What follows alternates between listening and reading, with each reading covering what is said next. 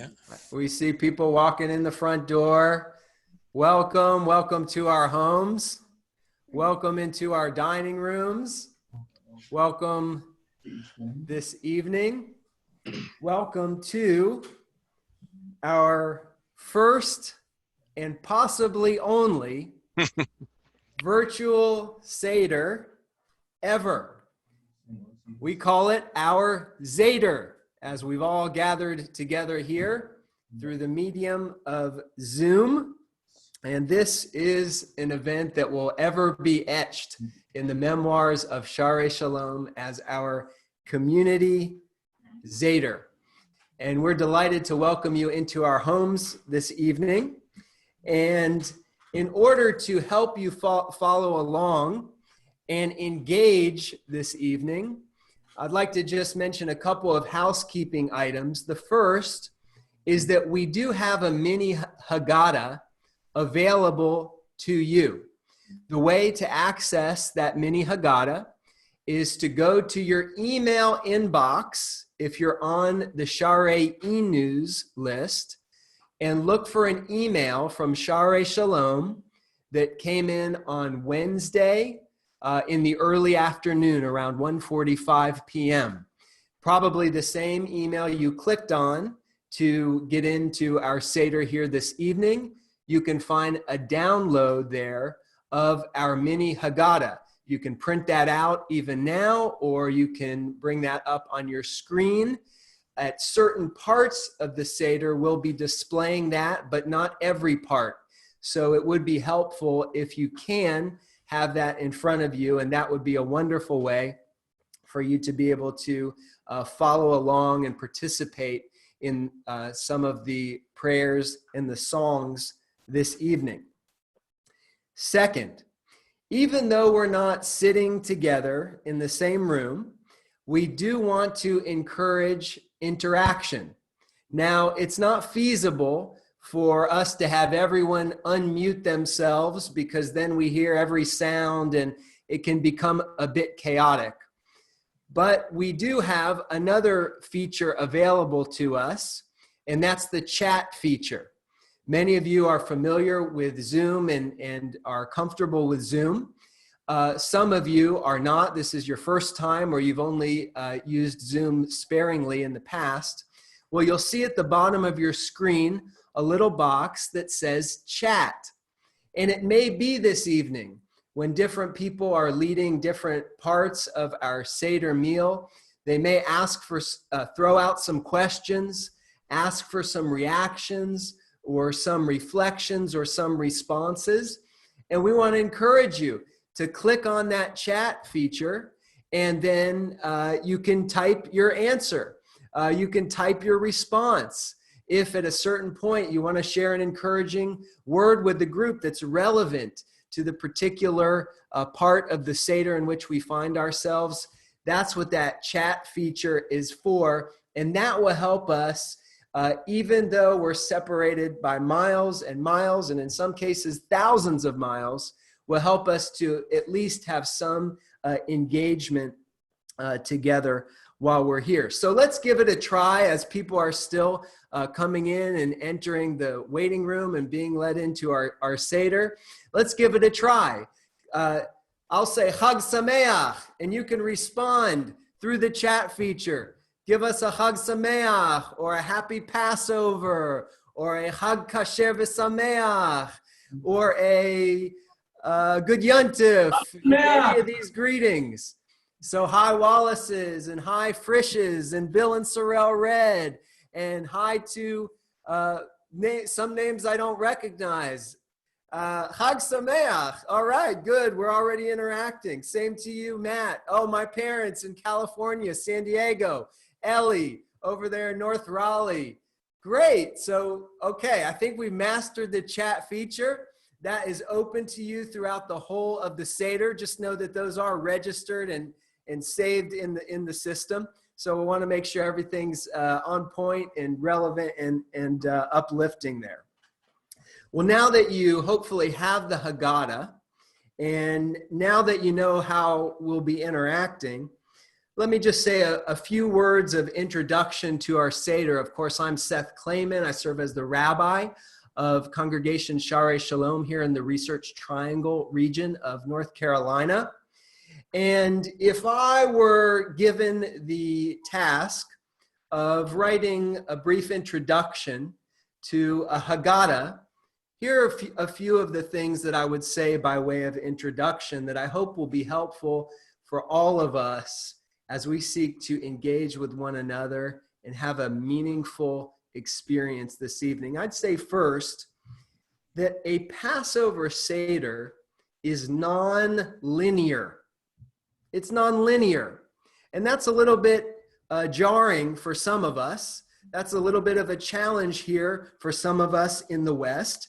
But the Passover Haggadah, which is our guide for this evening, we just have a mini Haggadah tonight, or you may have a Haggadah in front of you to help you follow along.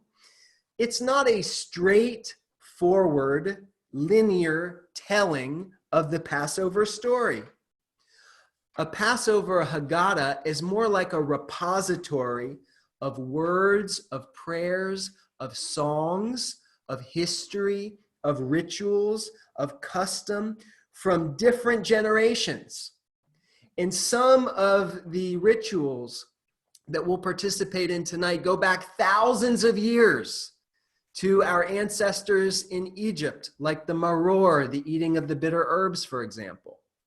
And some of our rituals that we'll do tonight may date back only a few decades, like a modern ritual that we'll share in this evening called the Cup of Miriam.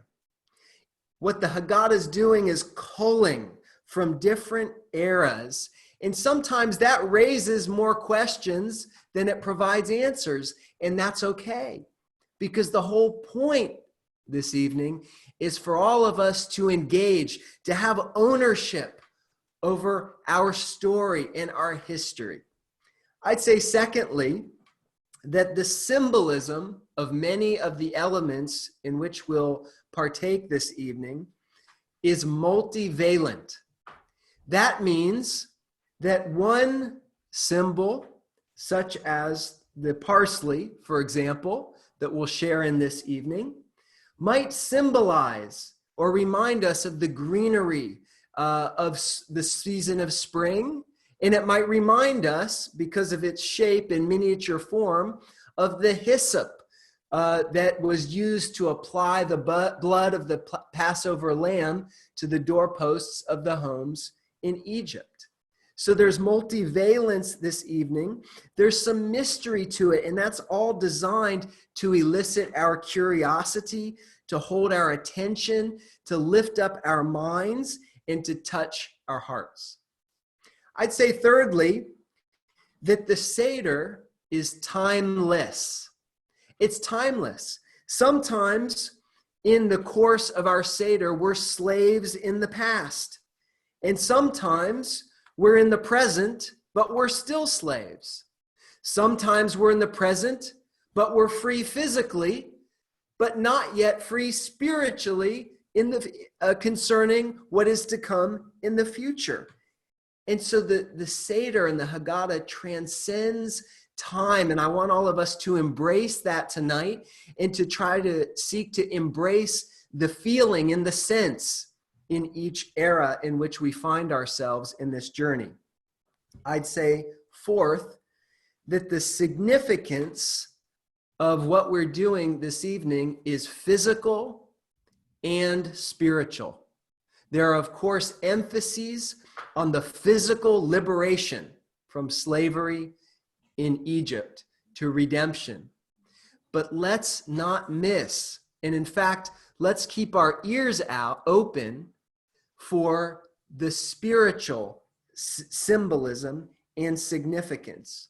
Just because we're enjoying a sense of freedom in our homes, despite the present turmoil in our world, doesn't mean necessarily that we're enjoying freedom spiritually.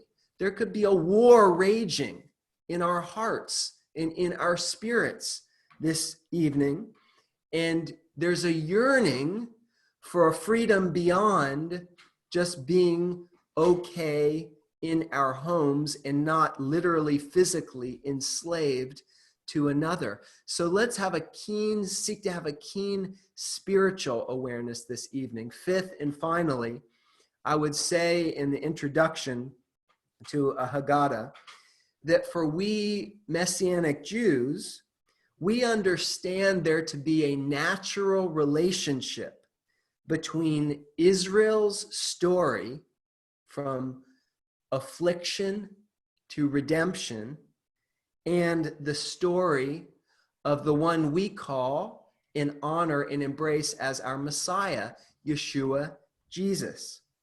It makes sense to us that the Messiah of Israel would embody the story of greater Israel, both the suffering and the pain, as well as the redemption and the flourishing. And so there will be echoes of the experience and the work and the story of our Messiah Yeshua in the course of our telling of the story of Pesach. So let me just open with a brief prayer, and then we're going to be off on our journey. And this evening, it really is a journey in the sense that we'll be moving from home to home. I'm not going to be leading us through every part and element of our Seder. We're seeking this evening something creative, something different. In many ways, there may not be a lot of detailed explanation of the whys. We're going to do a Seder this evening, not just talk about one or teach about one. And we're going to do it in a way that isn't necessarily wed to one Haggadah, but in a way where different members of our community are engaging their own gifts and make their own contributions, be it musical and leading us in song, or in poetry, or in passions that they have.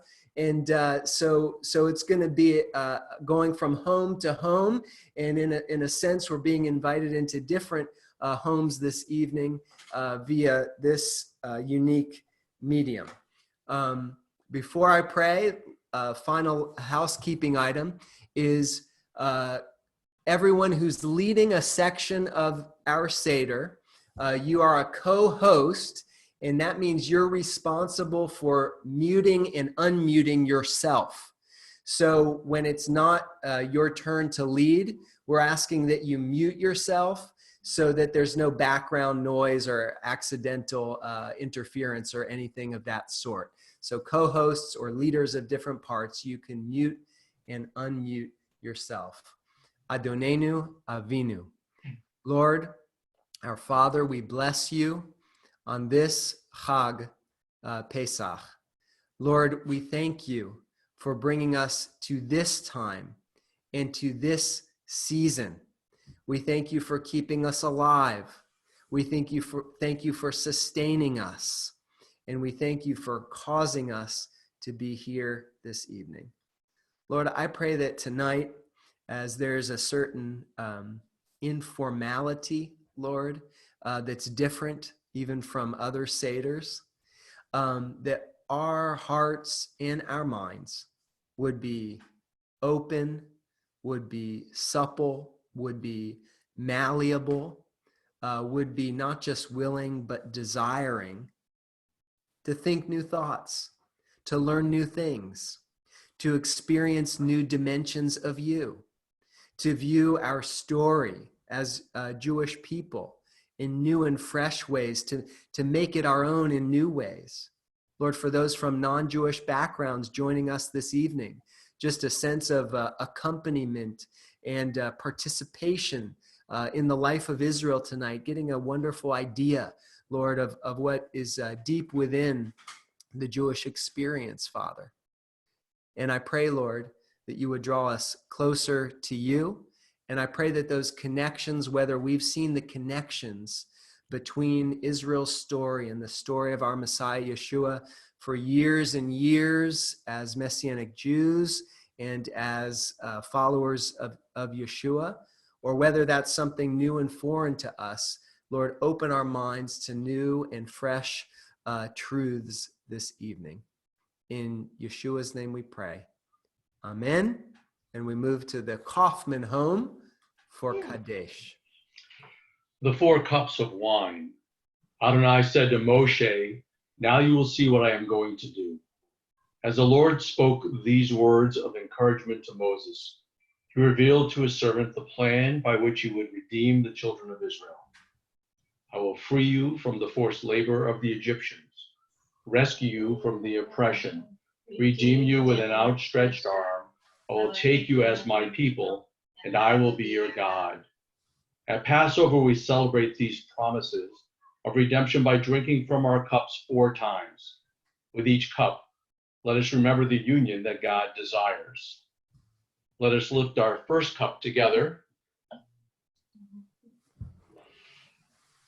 and bless the name of the Lord. Baruch atah Adonai, Eloheinu melech haolam, borei pri hagafen. Amen. Blessed are you, Lord, our God, King of the universe, who creates the fruit of the vine. As he began his final Passover Seder, Yeshua the Messiah shared a cup with his Talmidim and said to them, "Take this and share it among yourselves.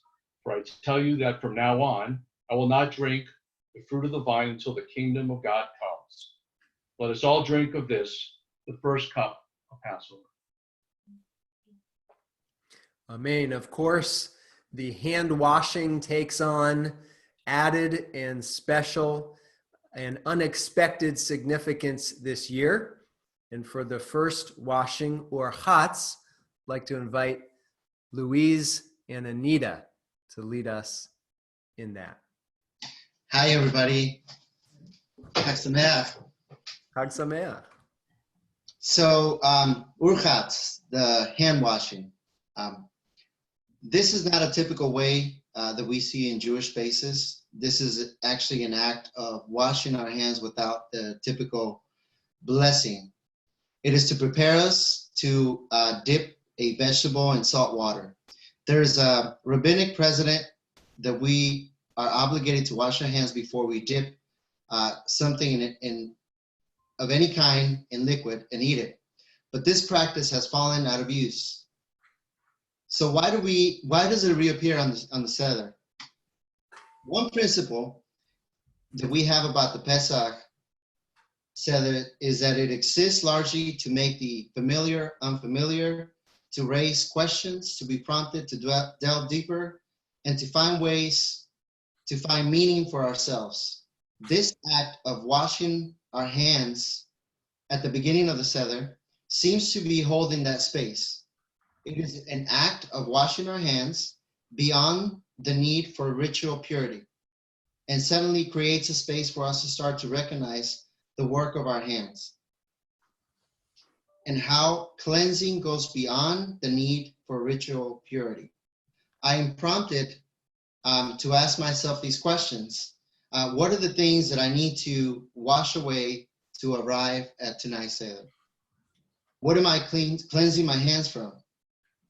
And what am I cleansing from my spirit so that I can sit at the Seder and open to the stories and tales that we're about to explore together?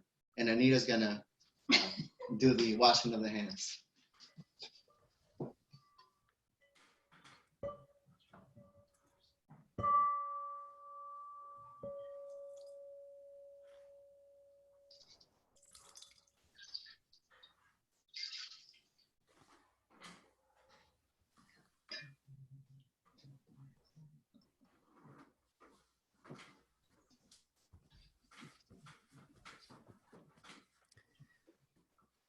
If anyone would like to share any thoughts or reflections in the chat after Orchatz, you can certainly feel free to do that. Another nice use of the chat is, if anything we're doing is bringing scriptures to mind from the Torah, from the prophets, from the writings, from the apostolic writings, you're certainly welcome to put those in the chat. That will really lift all of us up. Anita, was there anything else that you were going to share?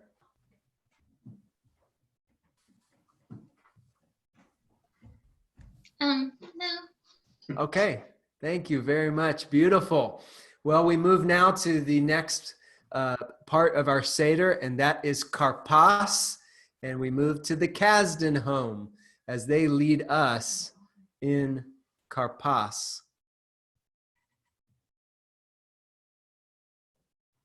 If they're there.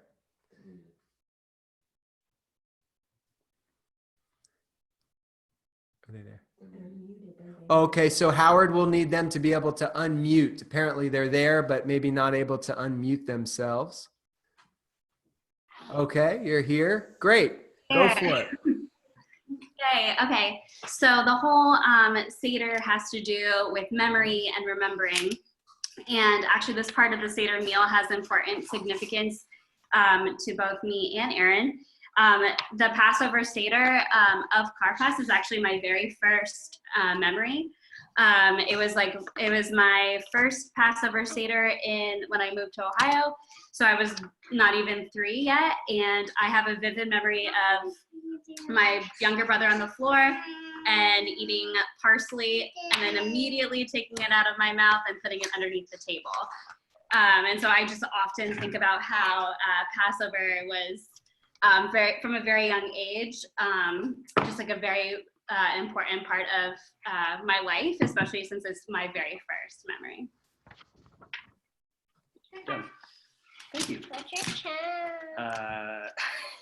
So in a lot of cultures, the parsley is used to symbolize, the, we'll read the blessing here in a minute, but it specifically says fruit of the earth. In a lot of traditions, parsley is used symbolic of, being dipped in salt water, reminding us of bitterness, the bitterness of slavery. Wow, we're just dropping things everywhere. Special tradition from my family. My grandmother my grandparents are from Britain, and what they do over there is actually a potato. So I was always raised as a potato is also technically the fruit of the earth. So that too. That is not food, Mila. So, Baruch atah Adonai Eloheinu melech haolam, borei peri ha'adamah. Blessed are you, Lord our God, King of the universe, who has created the fruit of the earth. Mila, do you want to take a bite?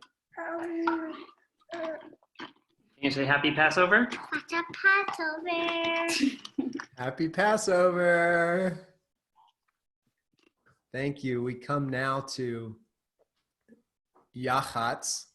The word Yachatz means to break or brokenness.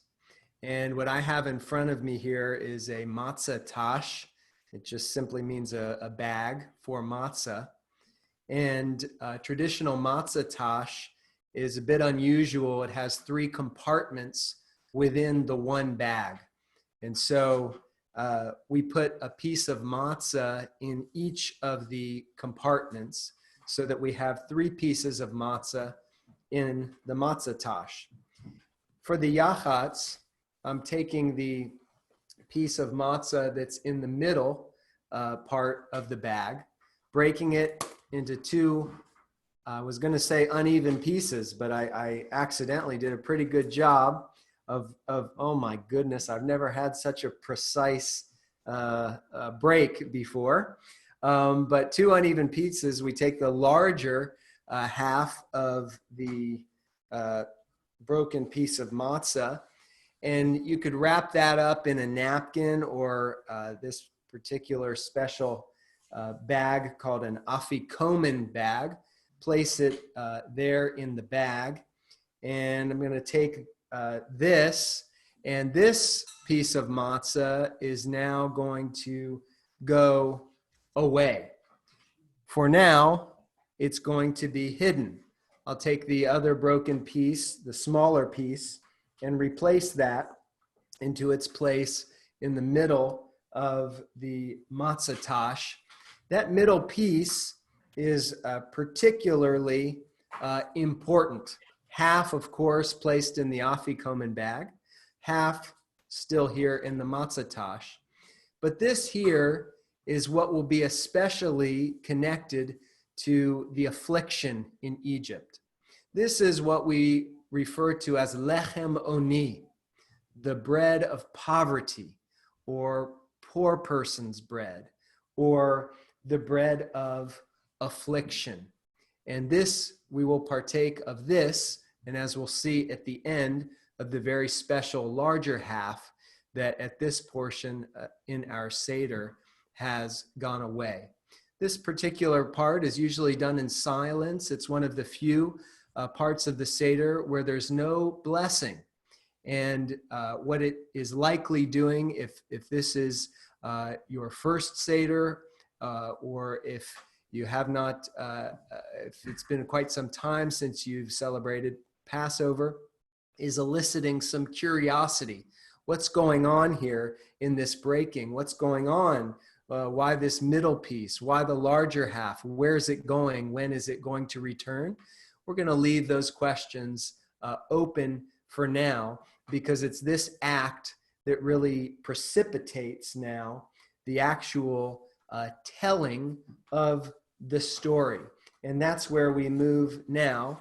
We move to what is called the Magid, literally the telling of the story. And I'd like to invite Ansel Brown to begin the Magid portion of our Seder with halachma and reflections on this beautiful declaration that starts off the telling section. Ansel? All right. Hello, everyone. Chag Sameach. Chag Sameach. Okay. Okay, all right. So I'm going to stand, if you can still see me, and then I'll sit. Okay, so this is the bread of affliction, which our forefathers ate in the land of Egypt. Let all who are hungry come and eat. All who are needy, let them come and celebrate the Passover with us. Now we are here. Next year, may we be in the land of Israel. Now we are slaves. Next year, may we be free men. And what I would like to share as I sit back down here as a reflection is that, you know, when we think about God's deliverance of Israel from bondage and slavery. Yeah, you want to say something?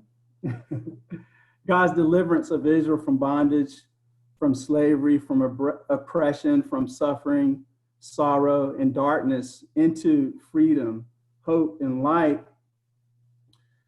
You know, I thought to myself, you know, why? You know, why did God deliver Israel in this way? I mean, wars have been fought for freedom, for deliverance, for being released from oppression, but God delivered Israel with a mighty, miraculous hand. And I believe that there are many reasons for that. But one thing that I want to share as a reflection is that it's not just for Israel's sake, but it's for Israel to be a light to the nations, to the world, of freedom, of hope, of victory, of light. Indeed, when Yeshua spoke to Israel, he says that you are the light of the world. You're a city on a hill. You don't hide the light. You can't hide a city. And so the call of Israel is to shine its light to the world and to not just have the light for itself, right? And so I think it's interesting. I want to read one passage really quick.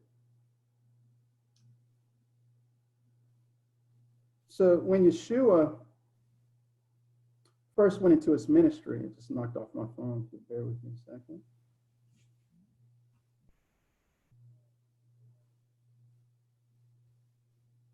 Yeah, so when Yeshua first went into his ministry, and he went into the synagogue, when he introduced himself to Israel, he said, "The Spirit of the Lord is upon me because he has anointed me to proclaim the good news to the poor. He has sent me to proclaim release to the captives and recovery of sight to the blind, to set free the oppressed, and to proclaim the year of Adonai's favor." And so as we celebrate Passover, we have to reflect upon any injustices we see. When we see the poor, it's our job to be their voice. When we see there's those who are oppressed, it's our calling to shine light for them to see freedom. When we see those who are sick, and particularly in these times, there are many around the world who are suffering from ailment. it's our job to be God's hand of healing. And so this is a call of Israel as we move from oppression this year, figuratively speaking, into the season of freedom, to think about how we shine God's light. There's one particular prayer by the former head rabbi of the United Kingdom, Rabbi Jonathan Sachs, that I want to read, and I think is very appropriate for this reflection. O God of compassion, who hears the cry of the afflicted, hear the cry of the victims, the bereaved, the injured, and all those who live their days in fear. Rouse the hearts of the leaders of the world to put an end to the bloodshed, the violence, the rape, the starvation, and the terror that has ravaged and endangered an entire population. Be with those who are working for peace, and tending the sick, and bringing food to the hungry, and shelter to the homeless, and hope to those who are close to despair. O God of justice and love, let us not be indifferent to the cry of the persecuted and the tears of those who have seen their homes, their families, and their communities destroyed. And may their pleas and their plight reach the ears and hearts of those who have it in their power to bring peace to a troubled region and aid to a devastated people. O Sha'arei Shalom ben Romav, may you who make peace in your high places help us make peace down here on earth. And I think this is especially appropriate in the times that we are in now as we celebrate the Passover Zeder. Chag Sameach.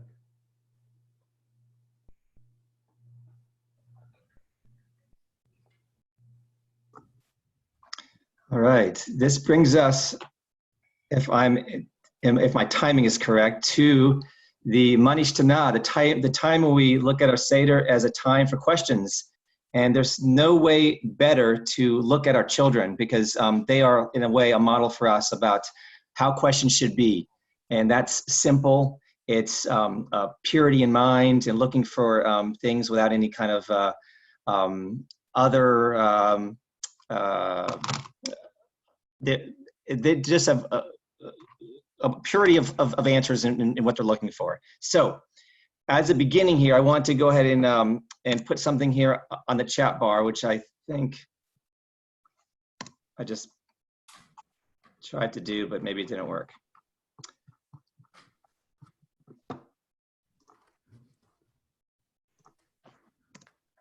All right, I don't see it that it's working. Okay, so I will read it to you.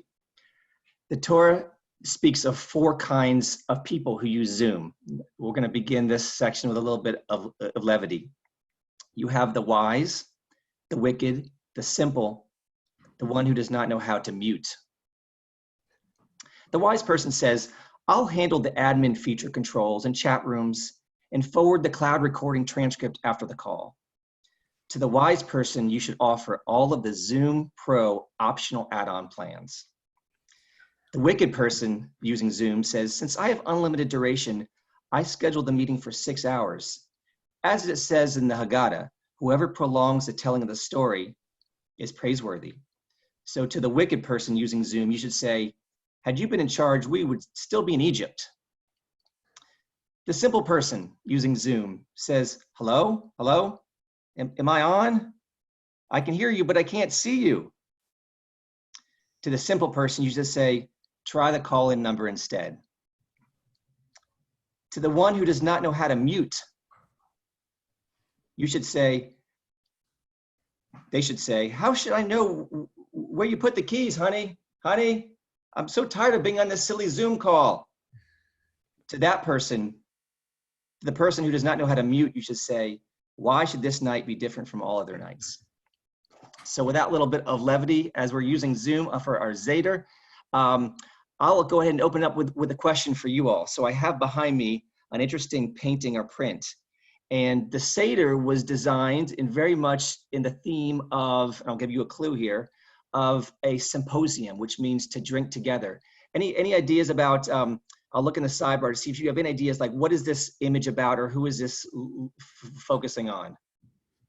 Who is that person to my right or left? I can't really, this person. Anyone know?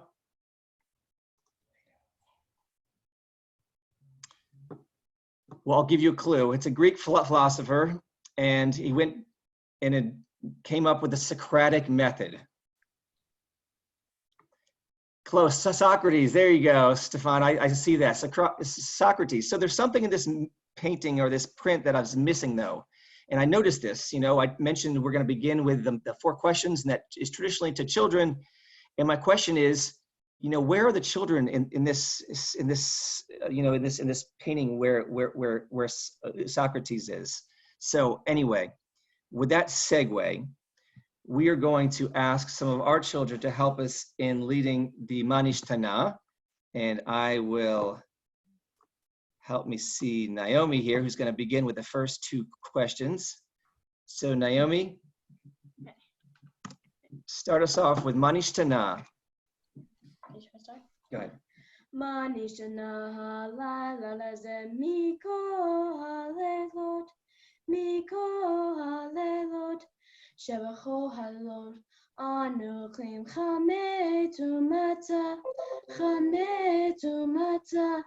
halala ze kulo mata, halala ze kulo mata, shebacho halot. Anochim she'ayirakot, halala ze maror, halala ze maror. Thank you. In animapilim, afilu pa'am echad, halayla haze, shetei amin. Halayla haze, shetei amin. Shebekol halelot, anu aplim, veyoshvenu ben mesubim, halayla haze, kulanu mesubim, halayla haze, kulanu mesubim. Thank you very much, Naomi, Tali, and Noah, for getting us started with some wonderful questions. Why is this night different from other nights? And you pointed out some things. You know, why do we dip once and twice and not once? We know why in this night is it matzah, for example. Well, I'm reminded of a story about a gentleman named Isidore Rabbi. We'll just call him Izzy. And he came to America when he was very young from Austria. And he ended up winning the Nobel Prize in medicine in 1944 for looking into and understanding magnetic resonance. So if anyone who's ever had an MRI, you can thank Izzy. Well, it was once asked Izzy, you know, Izzy, how did you become such a great scientist? You know, how is it that you became to learn this amazing field that's very complex? And so he stated, he goes, you listen, when all the other kids were coming home from school, their parents would ask them, you know, what did you learn today? What did you learn today? But Izzy said, when I got home from school and my mother asked me, she says, Izzy, did you ask any good questions? So that this part of the Haggadah always reminds me of that. And so in the spirit of where we are in the Haggadah, we just asked some questions that kind of begin to spark our interest about what this night is all about. And of course, our children are instrumental for asking these questions. Well, I was thinking about some other themes here, and I see a theme of 4. So I'm going to ask you guys to think a little bit more about the theme of 4. And as we turn the pages of the Haggadah, we're introduced to 4 children. 4 children. And so from the 4 questions, there are 4 children. And they are the wise, the simple. I don't even know where my Haggadah is anymore, but anyway, the wise, the simple, the one who doesn't know to ask, and the Rasha, the wicked. So I was thinking about the themes of 4, and what else are there 4 in the Passover Seder and that we learned from the Haggadah. And so go ahead and answer some other 4s if you all have any ideas in the sidebar.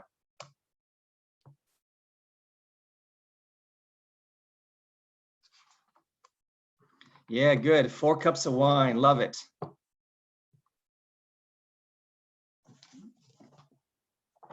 Well, the mothers of Israel, the imahot, the cups of wine, beautiful, lots of fours.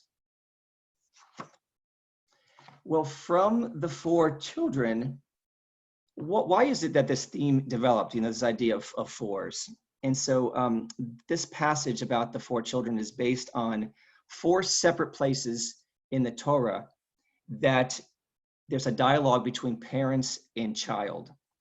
So I'm going to read these in a moment, but I'm going to, instead of saying the word from the text in the Torah, I'm going to you can insert your family's children's names, or friends' children's names, or Sha'arei Shalom children's names. So I'm going to go ahead and do so now.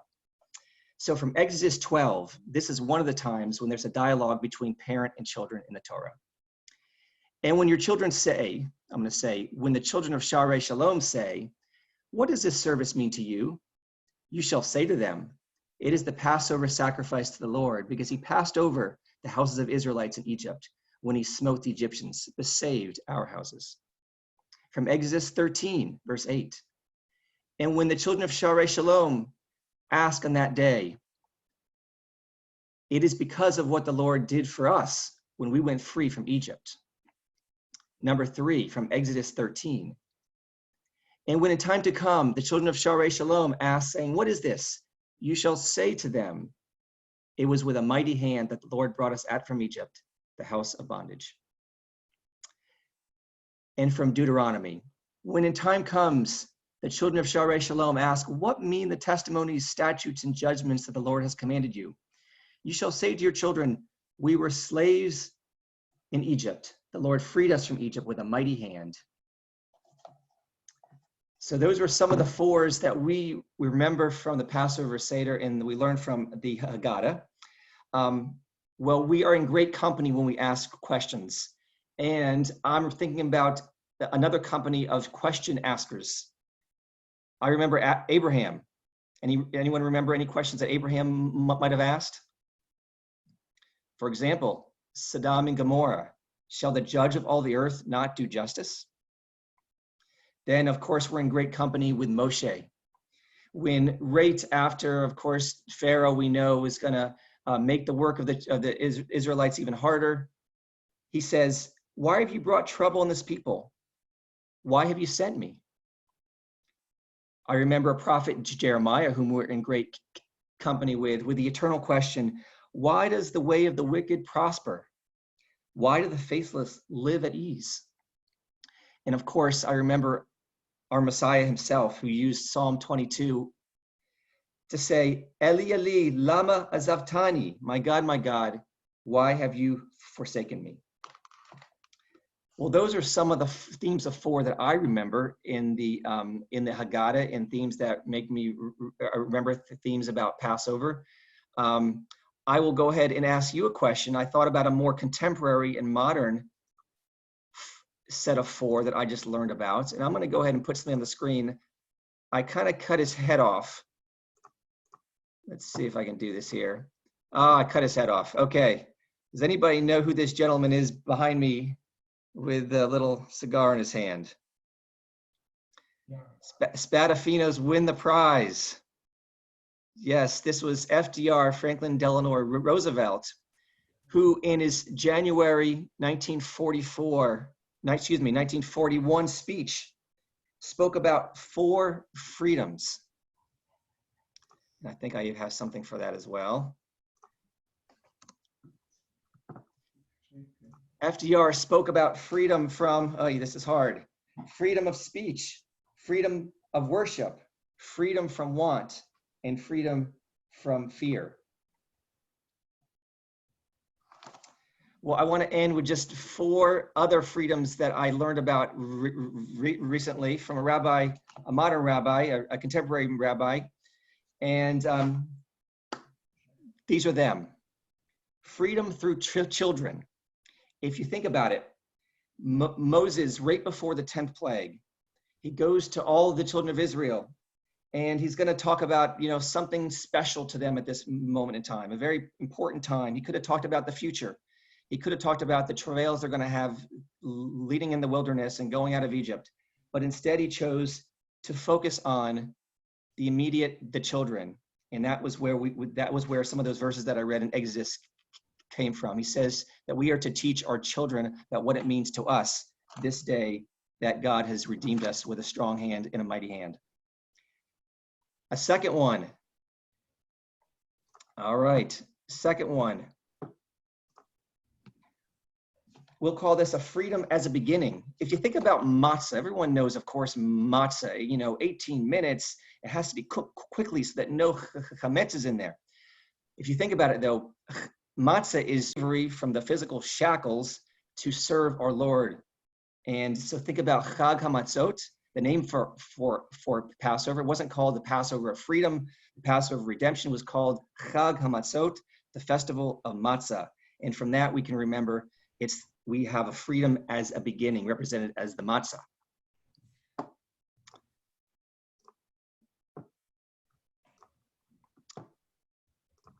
We also have a freedom in time. And this is very relevant in today's COVID world that we're all in our homes. So if you look at this beautiful loaf of bread, we are not in the Chag HaChallah, even though maybe we wish we were. We don't have challah. But what does leaven or chametz or challah represent necessarily? I shouldn't say challah, but what does leaven represent? It represents dough that's just sitting there. It's doing nothing, and therefore it rises, and it sits there, and it rises, it rises, it rises.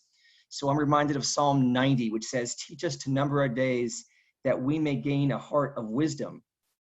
So this chametz during the season of Passover may be for us a sign of procrastination, perhaps, of wasting time, of passing on opportunities for spiritual growth, so that we should remember to sanctify our time. So that was the third freedom, that of the freedom in time that we have during this COVID season. And last but not least, we have the freedom through teaching, the God's teaching in particular, the freedom through Torah that we learn about, that we have exited the land of Egypt, but we remember the words from Moses, let my people go that they may serve me. And that's an important part of our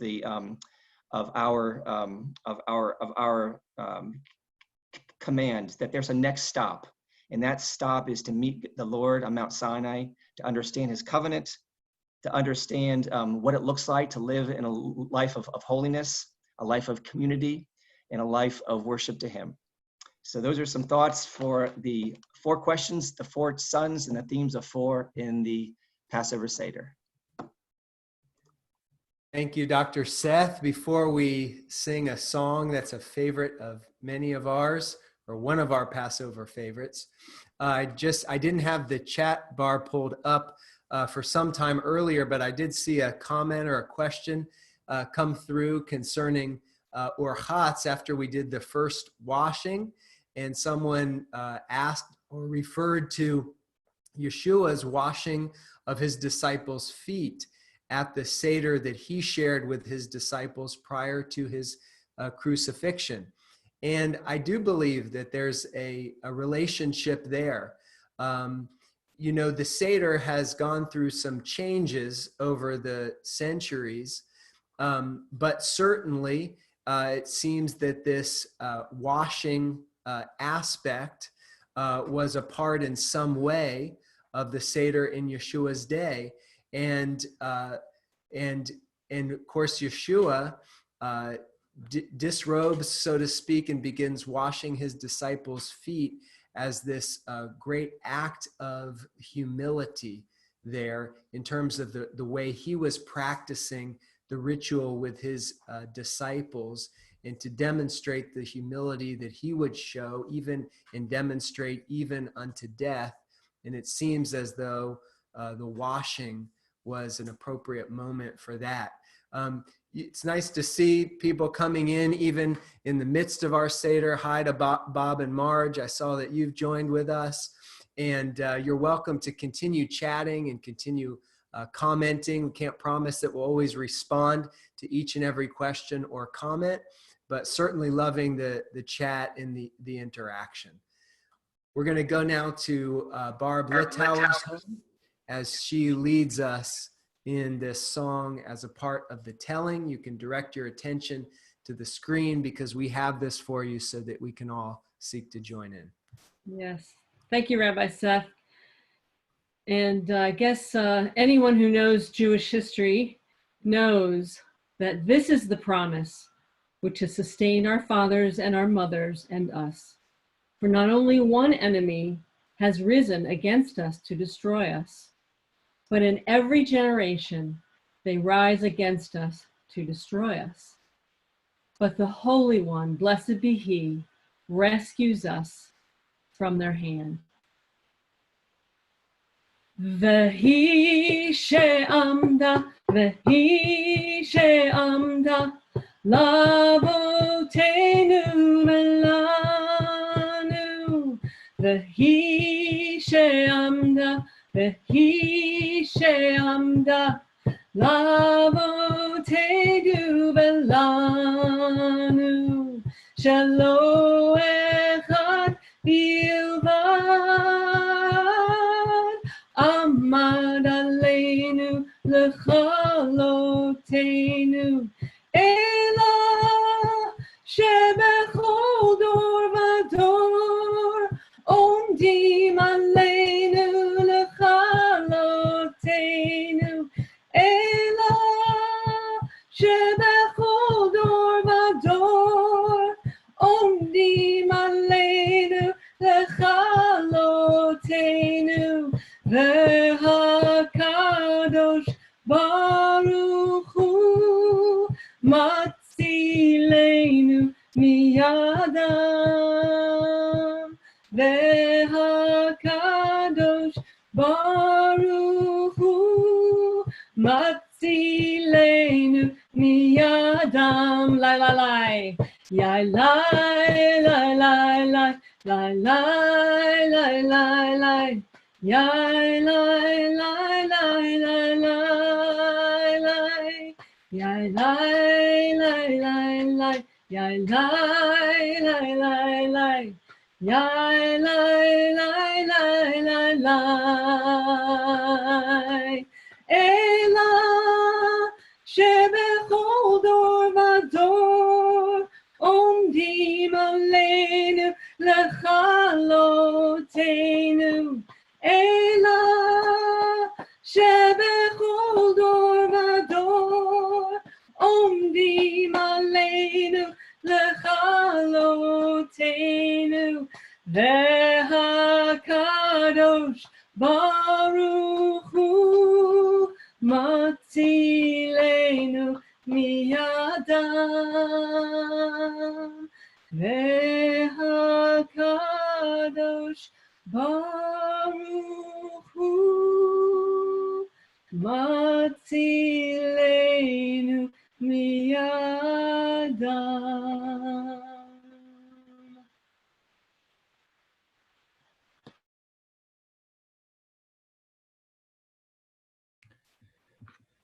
Well, that was beautiful.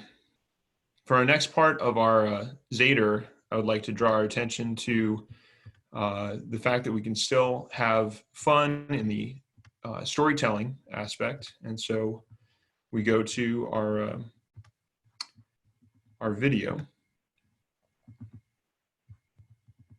And away we go.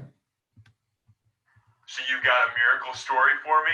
Yes, sir, I do. What'd you got? Well, I was thinking a deliverance story, an exciting but scary thrill ride of people led out to the wilderness. Deliverance, huh? You're thinking the Appalachian Mountains? That's going to be tough. We don't have Burt Reynolds under contract, and that's an R rating. What? You said deliverance, as in God delivering his people. I could feel rather silly right now, but instead I'll just assume the miscommunication was your fault. Okay. So deliverance, but no dueling banjos. Right. So what is this story about? Well, it centers around God and one people he has chosen. What are they called? Hebrews. What's he brewing? What? Never mind. Go on. And so by the time the story starts, they will have been enslaved for a long time in Egypt. How long is a long time? Like 43 years. What? Is the slavery angle a problem? Not the idea. Oh, good. But I think the number could be cooler. Cooler? I'm thinking 10 years. Call me a Hamilton fan, but I like tens. 10. Yeah, those numbers tend to work for our Holy Day studios. Commandments, minions, generations, fingers, toes. Just something cooler about the number 10. I can always count on them. 10. Great. Just seems kind of short. Well, it's not as short as 43. What? How? But 10 is shorter than 43. We'll just have to agree to disagree. What about 430? 430? Yeah, that's 10 times 43. 430. That's perfect. How did you do that? Math. Well, someone's got a secret weapon. Yep. And before you say another word, what's the holy day going to be called? Pesach. It means Passover. Passover. Sounds cryptic. Oh, is that bad? No, not at all. Oh, good. Cryptic names are tight. So where were we? Right, so the Hebrew people are brutally enslaved for 430 years. And they cry out to be delivered, rescued by God. And that's when we introduce the human protagonist, Moshe. And when we meet him, is he strong and powerful? No, he's a baby. What do we do with a baby? Well, you put him in a basket and send him down the Nile River, of course. Isn't that dangerous? Inherently. Well, okay then. So he's found by the Pharaoh's daughter, and she raises Moshe in the royal court. Oh, that's pretty nice. Yeah, and then we're going to skip 40 years ahead, and Moshe is going to find an Egyptian beating a Hebrew slave. Oh, does Moshe try to talk the Egyptian out of this act of violence? No, he straight up murders him. Wow. Yeah, and then the Pharaoh puts out a hit on Moshe, and so Moshe runs away to a distant land called Midian. I didn't see that coming. And there Moshe rescues several girls from some shepherds, and then he works for the girl's dad, and then he marries one of them named Zipporah. This is all rather sudden. And then we skip ahead another 40 years and he's a shepherd now. And then he sees a bush that's on fire, but it's not burned. And it's God. That's surprising. I am surprised. This is my surprised face. Yeah, so God says, Moshe, Moshe. This would leave me speechless. And Moshe answers, here I am. He's clearly taking this better than I would. And God tells Moshe his name and that he has heard the cries of his people. And for Moshe to take off his sandals and to go back to Egypt and to tell the new Pharaoh that it's time to let his people go. Does Moshe understand what's going on? Because I don't. Oh, he understands because he's a bright guy. That's why God picked him out of the lineup for this job. I'll bet he's not excited about going back to Egypt, though. No, he's not. So he offers a bunch of excuses. Oh, yeah? Like what? Well, he asks, what if the people don't believe me? Yeah? What then? God tells him to give him a sign. And then he changes Moshe's staff into a snake. Ooh, snake-changing staffs are tight.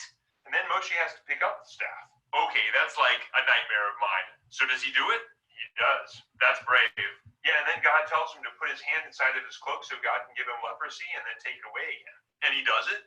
He does. I can see why Moshe is the right man for the job. He's got some chutzpah. He does. He's also the humblest man on the face of the earth. Really? According to whom? Moshe. Wait, Moshe wrote that he was the most humble man on earth? Yeah. Doesn't that seem a bit suspect? I mean, I doubt the most humble man on earth would lie about something like that. Yeah, but wouldn't people get suspicious if the award for being the most humble goes to you if you're the guy giving the award? I don't know what to tell you. It says it right here in Deuteronomy. Can I see that? Oh, sorry, 6-foot rule. Good point. So then Moshe makes another excuse, saying he is slow of speech and tongue. For a guy who's slow of speech, he sure does a lot of talking. Oh, that's true. So then what? Moshe asks God to send someone else. And what does God do? Well, he agrees to have Moshe's older brother join him. So he goes to Egypt? He does. And when Moshe and his brother ask Pharaoh to let God's people go, I'll bet Pharaoh says no. You guessed it. So then what happens? Moshe's brother throws the staff down and it becomes a snake to show God's power. That beloved staff to snake trick is getting some mileage. Yeah, but Pharaoh refuses to release the Hebrew slaves. Why doesn't he? Because his heart is hardened. That's a shock. No, actually, it's not. It's not? No, God tells Moshe from the start, this is what's going to happen, and gives him the play-by-play of how it's going to end. Wait, if God knows the future, can't he just change Pharaoh's mind and release the slaves? Yeah. So why doesn't he do it? Because. Yeah, but why, though? I don't know. I mean, if God knows what will happen, couldn't he just do it himself and leave Moshe out of this? Yeah, or we could just stop by psychoanalyzing God. Maybe it's so that people could argue over predestinationism or free will for the next 3.5 millennia.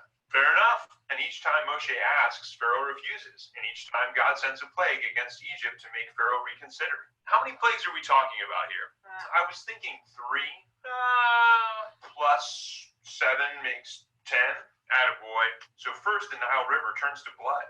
That's a lot of blood. Sure is. About 79 billion gallons worth to be exact. Wow. Wow, wow, wow. And a week later, there's an army of frogs. It's an army, like an invasion? No, that's just the collective name for a large amount of frogs. You know, like a school of fish. I see. Like a litter of kittens. Or a flock of seagulls. Oh, was there a plague of 1980s rock bands with bad hairdos as well? No, why do you ask? Well, you said flock of seagulls. Oh, did they sing something important? Sure, lots of songs. Like what? I ran so far away. Not if you're a Hebrew slave in Egypt, you didn't. So what comes next? When Next come a cloud of gnats. More collective nouns. And then a business of flies. Seriously? A swarm of flies is called a business? You're awfully curious. You're right, none of my business. And then comes a plague on the livestock. And then one of boils. Ooh, that's bad. And then the worst hailstorm ever to hit Egypt, with thunder and everything. Wow, that's the worst. You'd think comes a plague of locusts. Oh, and what do you call a plague of locusts? A plague. No, I mean, what's the collective noun for locusts? A plague. Oh, well, they made that one easy. Yeah, and then comes darkness for 3 days. So Pharaoh still doesn't let the Hebrews go? No, not until the 10th and final plague. Oh, and what's that one? It's when God kills off every firstborn son in all of Egypt. Whoa, yeah, and every oldest son dies at midnight. But not the firstborn animals, right? Yeah, the animals too. Whoa, but God commands the Hebrews to protect their sons by killing a Passover lamb. Yeah, okay, that's weird. And using a plant to smear the blood on the outside door frame of their homes. And why does God order them to do that? So that God will pass over the homes with the blood and not include them in his killing spree. Wow, that's dark. No, the darkness was the last plague. So is this why it's called Passover? Yep, Pesach in Hebrew means to pass over. Oh, I feel like we've come full circle. Yeah, but wait, so why does God need lamb's blood for this miracle? Couldn't he just ask for a do not disturb sign? For the same reason he commands his people not to let the bread rise and to avoid chametz. Chametz? What's that? It's anything with yeast in it. Oh, so the Hebrews can only eat matzah? Right. It's the bread of the affliction. Are they supposed to enjoy eating it? Well, no, not unless they're matzah-kists. So why does God command it? The blood and the chametz and all that? For reasons. Yeah, but what are they? Well, look, if you're going to command people to tell this story to their children for the next 3,500 years, you're going to have to throw in some mysterious parts to keep it interesting. Fair enough. Plus, God is thinking long term. This one night is going to be echoed and relived for the rest of the people's history for every Seder dinner to come. Yeah. Saving lives through the blood of the Lamb, God delivering his people. There's room for big sequels here. I like it. So Pharaoh tells Moshe the Hebrew people can go now. Oh, and where are they going? Well, God has promised them a land beyond Egypt. Oh, and what's it called, this promised land? Yep, that's it. What's it? The promised land. That's its name. The adjective and the noun with capital letters is its name. Yep, okay. So God tells Moshe to tell the millions of people to keep this Passover feast every year. And then comes their exodus. Sounds like a great soundtrack. And the Egyptians are eager to see them gone, so they give them a bunch of treasure to get them to leave. Ooh, I know I would too, right? And is Moshe leading this ragtag band of ex-slaves? Well, sort of. God has a pillar of fire and smoke to lead his people day and night. Ooh, that sounds terrifying. As if the 10 plagues weren't enough. Anyway, they reach the shore of the Yam Suf, the Sea of Reeds. They must be really grateful to Moshe for saving them. No, actually, they hate him and they blame him for killing them all. Oh, really? Yeah, they say, was it because there were no graves in Egypt that you brought us out of the desert to die?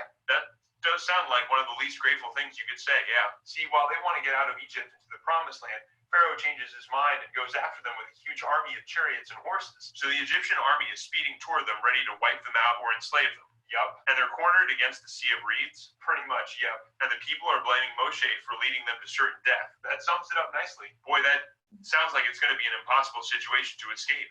Actually, it'll be super easy. Barely an inconvenience. Oh, really? Yeah. How's that? Well, at the last second, God is going to perform a miracle and all the Hebrews are going to travel across the sea. You mean he's going to provide boats? No. Moshe's engineers are going to build a bridge? No. So how is God going to get them across? He's going to part the sea in half. Wow. Yeah, all throughout the night, God's pillar of fire will keep the Egyptian army at bay, and Moshe will lift his hand, and God will send winds to blow the waters of the sea to either side. Wow, I didn't see that one coming. Well, neither did Pharaoh. So this is kind of like Moshe's parting gift to Pharaoh. I see what you did there. And so Pharaoh's army is going to be amazed and go back home defeated, right? Well, no, they're going to race after Moshe to kill the Hebrews. Well, that doesn't sound like a good idea. No, in fact, it's a terrible idea. I mean, there's a huge churning wall of water on your right and your left. Not the smartest move. I was thinking that maybe Pharaoh would reconsider his life choices and go back to Egypt and raise foster puppies or help out at a soup kitchen or something. It's not going to happen. So what does happen? Well, God tells Moshe to raise his hand, and then the walls of water come crashing together, and all the Egyptian army drown or are crushed by millions of pounds of debris and pressurized water. Wow. Yeah, so the Hebrews have been delivered. But wait, I have a question. Oh, yeah? Yeah, why would Pharaoh change his mind and go after the Hebrews when he's already seen what their God can do? Well, it's simple. Yeah? Because he's evil. That's it? Yeah, his heart is hardened. Yeah, but he's already lived through the Egyptian people. The Hebrews leave this country, for otherwise we will all die. Yeah. So why does he go after? It's because his heart is hardened. He's got a hardened heart. It's too much cholesterol. Yeah, but you can be evil and not be terminally stupid. So who hardened his heart? Well, God did. But God wants his people to leave. Why would he harden Pharaoh's heart? That's true. Yeah, but why does he do it? I don't know. Fair enough. Well, so they've crossed the sea, and you probably noticed all of this so far has been pretty dark. I'm not dead, so yeah, I noticed. So I was thinking this would be the perfect place for it. I know what you're going to say. Comic relief. What? Moshe can tell the people crossing the riverbed, hey, don't touch the seafood. I'll tell you why later. Or how many pharaohs does it take to screw in a light bulb? Only one, but he doesn't let it go. Actually, I was thinking this would be the perfect time for a song. Oh, a musical. Yeah, I think this is where Miriam gets to shine. She and her younger bro Moshe get to belt out a duet here. Are you sure? There's like half of Egypt dead in the background and you want to insert a sing-along right here? Sure, everyone loves songs. All right, just this once. But I don't want to give people a precedent to set this monumental story of deliverance through all these plagues and death to a soundtrack. No, of course not. Because I can't imagine anyone making money off of a musical about the Passover story.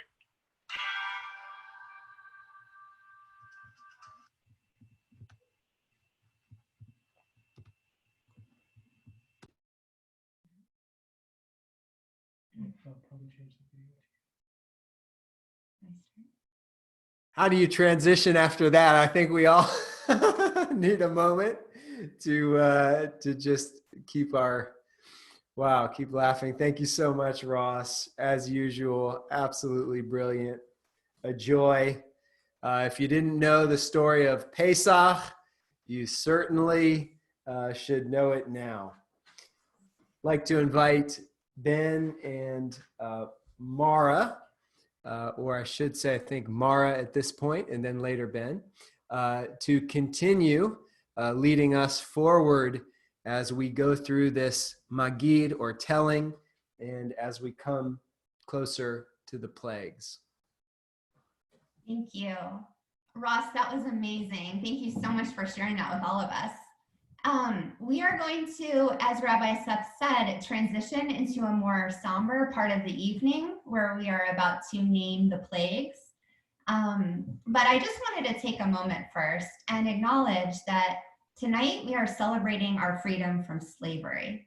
And that is a beautiful thing. But we also need to recognize that many Egyptians suffered as a result of our freedom. And it's really important to acknowledge that and even to mourn and grieve that. And I would like to read something by Jeffrey Goldberg that really captures this tension beautifully.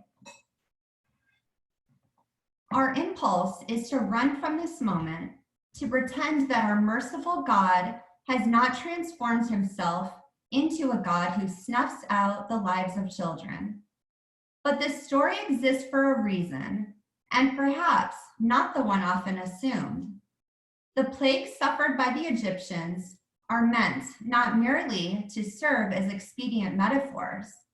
This is a political story, yes, but one with a harsh and morally problematical lesson about the price of freedom.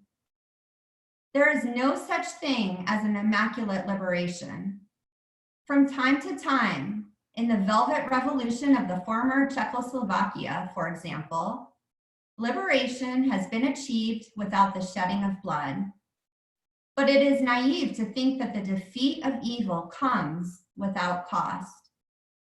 Today, we retreat in disgust at the thought of collective punishment. Justice punishes the guilty and spares the innocent. And yet, how else could we describe the plagues? And don't we sometimes behave today as the God of Exodus behaved?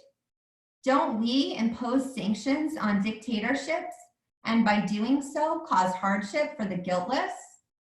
Haven't we made heroes of men who have deliberately taken the lives of thousands of innocents? Three of the most revered presidents in American history, Abraham Lincoln, Franklin Delano Roosevelt, and Harry Truman, inflicted merciless punishment on civilians. The causes they stood for were just, but did the innocent sufferers deserve their fate? Why did God harden Pharaoh's heart against the Jews, even after it seemed Pharaoh was ready to let them go? Did God want to make a point? Don't even think of challenging me? Why did America shower death on Nagasaki when it seemed that the Japanese were readying themselves to surrender? Was the firebombing of German cities so necessary as to neutralize all moral qualms? The Exodus story ends in freedom for Jews. The Civil War ended with freedom for African Americans. World War II ended with fascism utterly vanquished and the death camps liberated. Can we always say that the ends didn't justify the means? On that somber note, we're going to dip our finger in the second cup of wine, which if you haven't filled it, go ahead and fill it now. And we're going to dip our pinky and spill one drop at a time on our plates to symbolize the joy of our cup of wine being lessened with each plague that caused suffering for the Egyptians. So I will read the name of the plague in Hebrew, and Mara is going to repeat the name in English, and go ahead and repeat it together with Mara. The words should be up on your screen. Dam. Blood. Tzfardea. Frogs. Kinim. Lice. Arov. Wild beasts. Dever. Pestilence. Shechin. Boils. Barad. Hail. Arbe. Locusts. Choshech. Darkness. Makat bechorot. Death of the firstborn.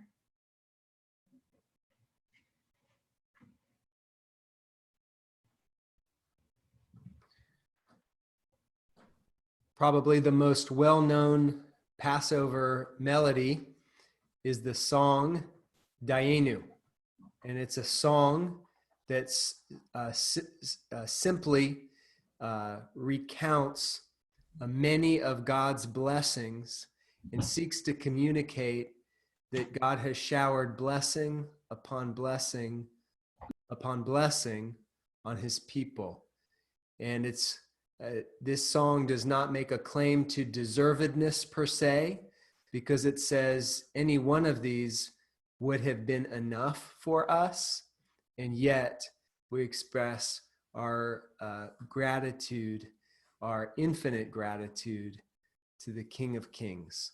I'd like to invite Deanna to lead us, and you can direct your attention to the screen for the lyrics as we sing Dayenu. Chag Sameach. We're going to be, you can follow along, we're going to be singing about how God has, if he had only brought us out of Egypt, it would have been enough. If he had only given us the Torah, that would have been enough. If he had only given us, that would have been enough. And God gave us Yeshua, he's sufficient. So please sing along with me and start.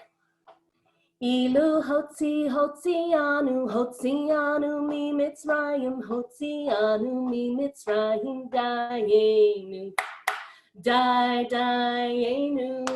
dayenu, dayenu, dayenu, dayenu, dayenu, dayenu, dayenu, dayenu, dayenu, dayenu. Ilu natan lanu et hator, natan lanu et hator dayenu, dayenu, dayenu, dayenu, dayenu, dayenu, dayenu, dayenu, dayenu, dayenu, dayenu, dayenu. Ilu natan lanu et hashabat, natan lanu et hashabat dayenu, dayenu, dayenu, dayenu, dayenu, dayenu, dayenu, dayenu, dayenu, dayenu, dayenu. Ilu natan lanu et Yeshua, natan lanu et Yeshua dayenu, dayenu, dayenu, Dai Dayenu, Dayenu, Dayenu, Dayenu, Dai Dayenu, Dai Dayenu, Dai Dayenu, Dayenu, Dayenu.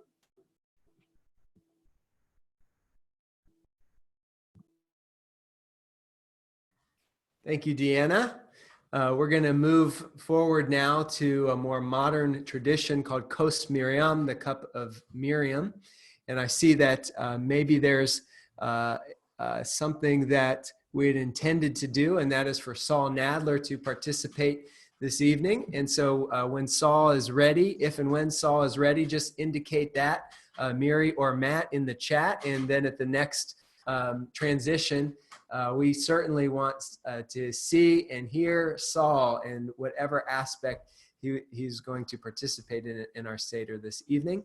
But I want to turn it over to my wife, Rachel, as we move forward with the Cup of Miriam.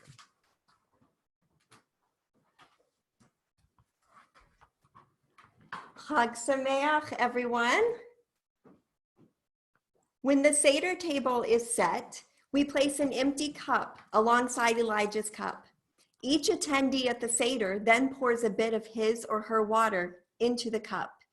Tonight, we have done this symbolically here for all of us, right here with Miriam's cup. This contribution symbolizes that at every stage of her life, Miriam was an integral part in the exodus of the Israelites from Egypt. We pour water specifically because it plays a reoccurring role in life and in the Exodus narrative. The rescue of Moses, the first plague in Egypt when the water is turned to blood, the parting of the Red Sea in the desert. We also honor Miriam, the mother of Yeshua, whose courage and resilience brought new life to our people Israel and to the nations. Today, we continue to fight to protect women, to raise them up and to honor their equality and their agency. We take this moment to remember Miriam for the role model that she is, to honor the girls and women who are at the Seder table, and to remember those who have touched our lives. I wrote a poem inspired by Miriam's cup during my reflections on Passover this year. I would like to share that with you tonight in the spirit of our creative Seder. Cup of Miriam. Water in my tears, gushing from between my legs, bringing life. I see you, my mothers. I see you in the water, wet, your tears bringing life as you stand, protecting, watching, leading your people to life, braving danger to protect your younger brother, to bring him to fame and glory, to bring your people salvation. I hear you as you sing on the shore, rejoicing and teaching your people to praise Hashem for the miracle of the waters parting. Your daughters sing it still, the song of Miriam, our prophetess, our mother, remembering that the Lord has triumphed gloriously and he remembers us. I see you as you water your people, years in the desert, bringing life through your love, through your pain, through your invisibility. I see you as you die. Without you, our people had no water. Quarrels erupted. Our people were thirsty and afraid. Your invisible leadership had protected them for years, quenching their thirst, carrying their heartache. Without you, Moses struck the rock to bring water. Without your protection, he died without entering the promised land.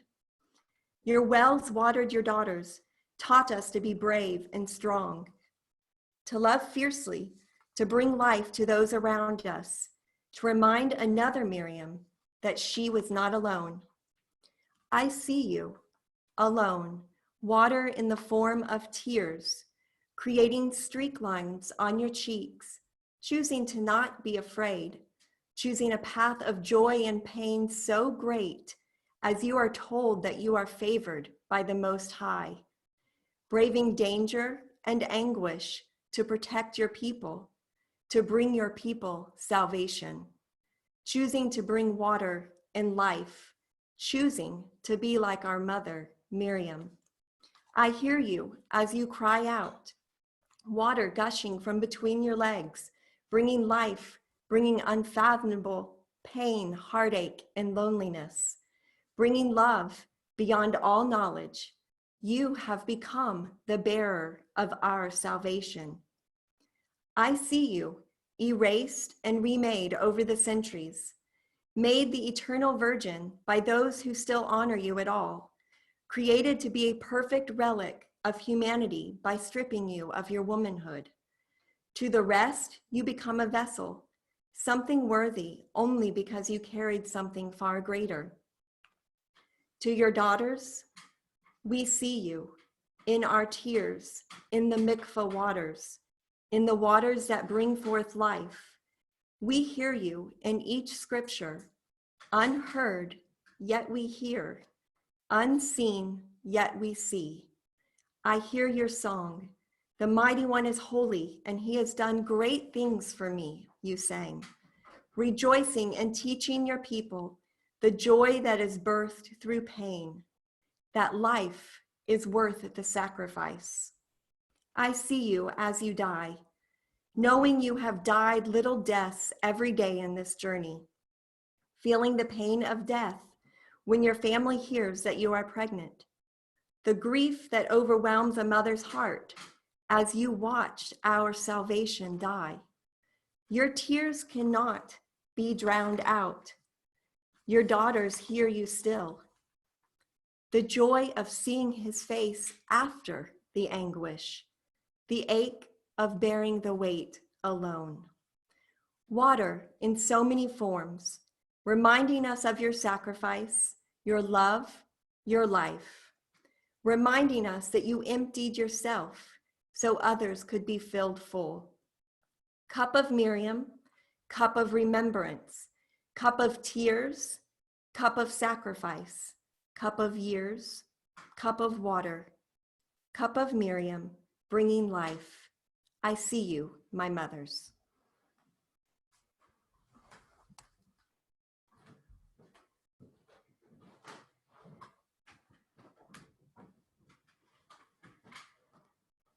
Barb, would you lead us in a song associated with Miriam?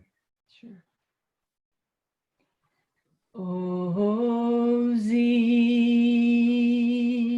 Zimmerat Yah Vayahi Lishua Ozi Zimmerat Yah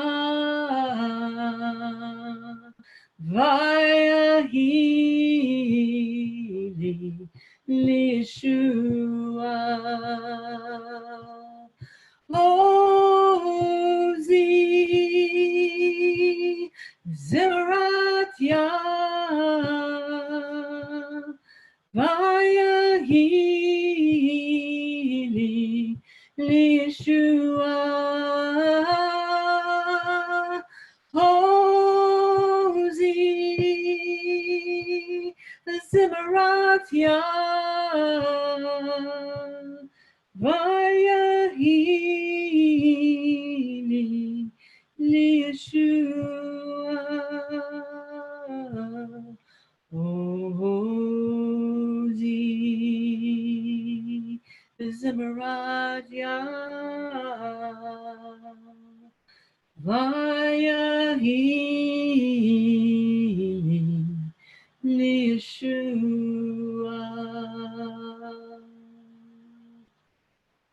Amen. That was beautiful, Barb. Thank you so much.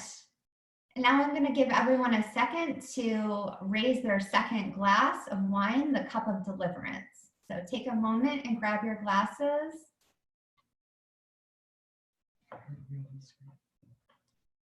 Here I am, prepared and ardent, allied and present, ready to perform the mitzvah of the second cup, the enactment of salvation's promise. As the Holy One, blessed is he, declared to Israel, and I will rescue you from your enslavement.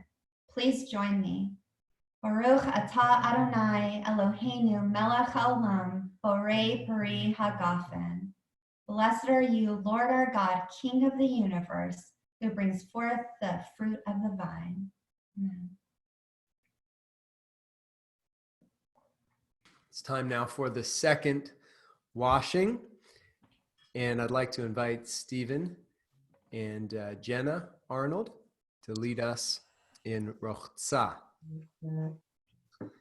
Next, we have the second washing, which in the days of COVID-19, I'm sure we're all glad to wash our hands as many times as possible. And this will be exactly like the washing that we did with Luis, except this time we'll do it with a blessing. And this time we do it, we wash our hands before we eat the matzah. And it's tradition that once we say the blessing, we don't say anything until we eat the matzah. So I'm gonna move my computer over to the sink so I can wash my hands, and I'll say the blessing.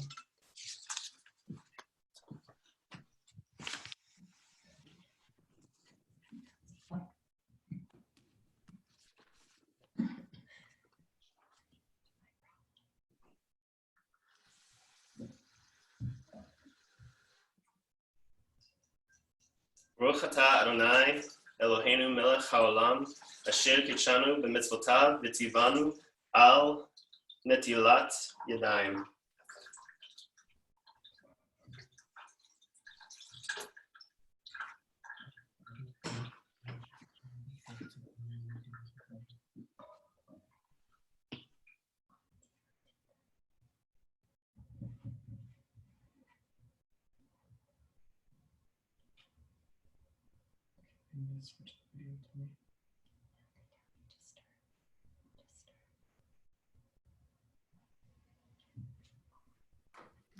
Amen. Thank you, Stephen. Ben.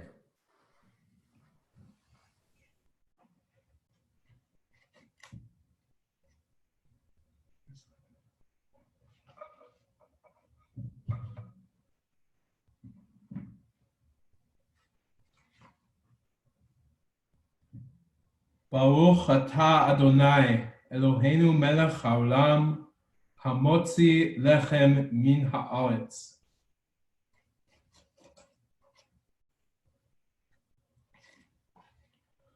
Baruch atah Adonai Eloheinu melech haolam asher kitshanu b'mitzvotav v'tzivanu al achilat matzah.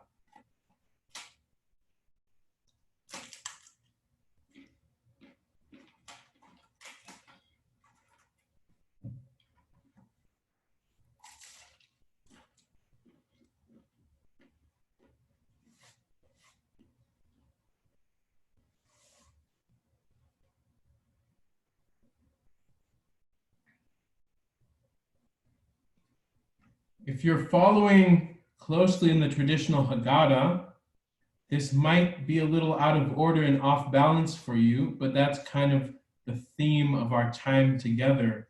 So I'm going to jump back before the second cup and remember that in the time of the temple, Rabban Gamliel said there were three things that if you don't mention on Pesach, you haven't really fulfilled your obligation. And those are Pesach, Matzah, and Maror. Pesach is the sacrificial offering which we don't have and we feel its absence.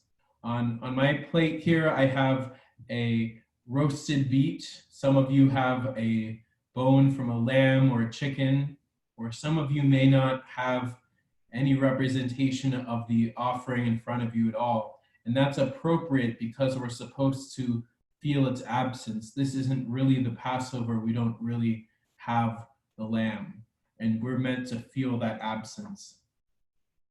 Matzah is the bread of affliction, but it's also the bread of freedom. It's the bread made in haste, but it's also the bread that we use to commemorate our freedom. So there's an inherent tension there. And then we come to Maror. the bitter herbs.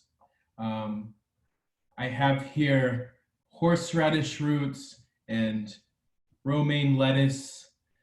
You may have any number of bitter herbs of your own. But what we're going to do in a moment is take this bitter herb and dip it in the charoset, something that's sweet. And this really cuts to the heart of the tension that we feel in this time as we sit here separate yet together in such a difficult time of a global pandemic, of being separated from friends and family. We feel in some way a bitterness of being separated, a bitterness of the suffering and death around the world. But we also take with that bitterness the sweetness of enjoying this Seder together. And so I wanted to read something before we eat this maror, this bitter herb, something that I thought of because we studied it in Dorot. So if any of the students from Dorot are here, you will recognize this.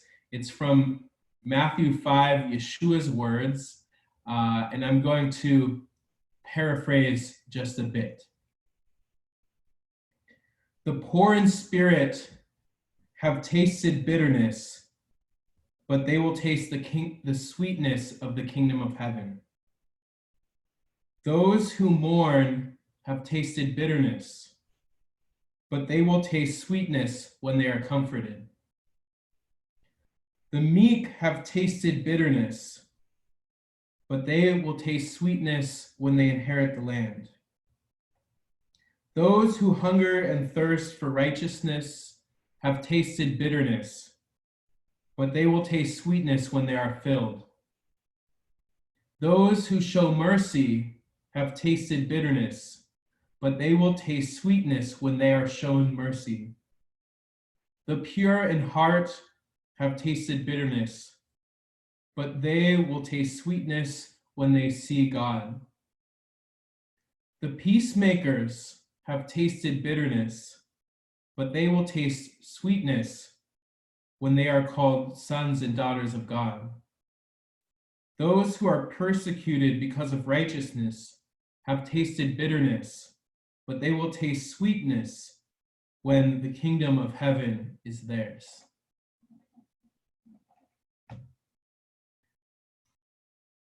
There's an old Hasidic saying that no heart is so complete as a broken heart.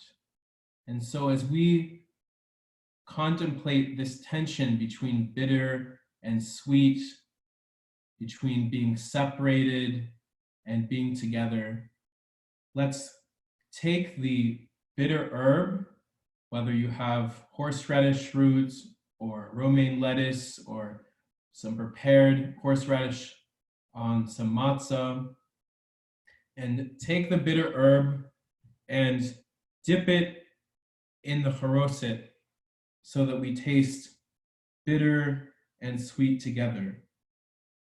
Baruch atah Adonai Eloheinu melech haolam asher kidshanu b'mitzvotav v'tzivanu al achilat maror.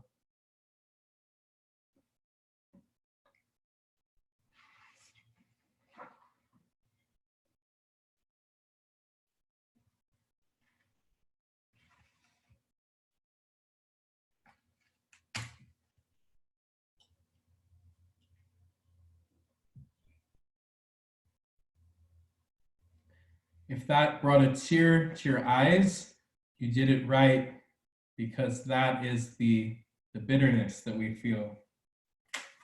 Now, if you have 3 matzahs, or if you have any matzah, take from the bottom matzah, and we're remembering a tradition of Hillel in the time of the temple. The verse in the Torah says that when you eat the Passover lamb, you should eat it with matzah and bitter herbs. And so he, although the Earl of Sandwich may be credited with inventing the sandwich, it's possible that Hillel, in fact, invented the sandwich. Although, as an aside, they may have had soft matzah there, so it might have been more like a shawarma with some roasted lamb and some bitter herbs, very tasty. So we're remembering the temple and remembering Hillel by taking some matzah and some bitter herbs, and you can add some haroset in there. And there isn't a special blessing for this, but go ahead and eat that together.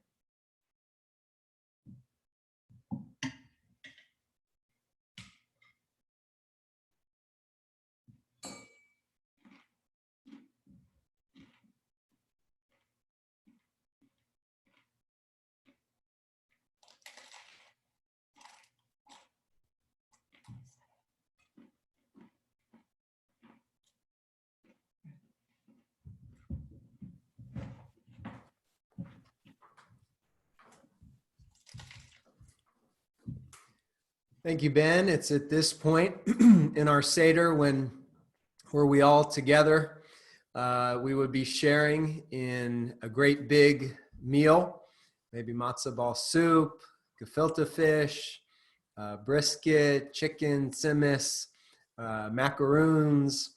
I hope you already ate, because I know just by hearing those words, your mouth is starting to water. Of course, it wasn't feasible for us to do that with so many people here and just be, eating on our own. But this would just be that time to fellowship together over a meal. If you, in your own home, whether you have children in the home or don't have children in the home, if anybody hid that piece of matzah that was broken toward the beginning of our Seder, now is the time, as the meal starts to come to an end, to go looking for that piece of matzah. And so I see Stephen was looking all over the place, and children can now go searching for that piece of matzah. See if you can find it and see if you can bring it back. We've come to a part, and here's our piece of matzah that has returned. And this larger piece is called the afikomen. Afikomen in Greek may mean something like dessert. It, in a very literal sense, means I have come or I have arrived.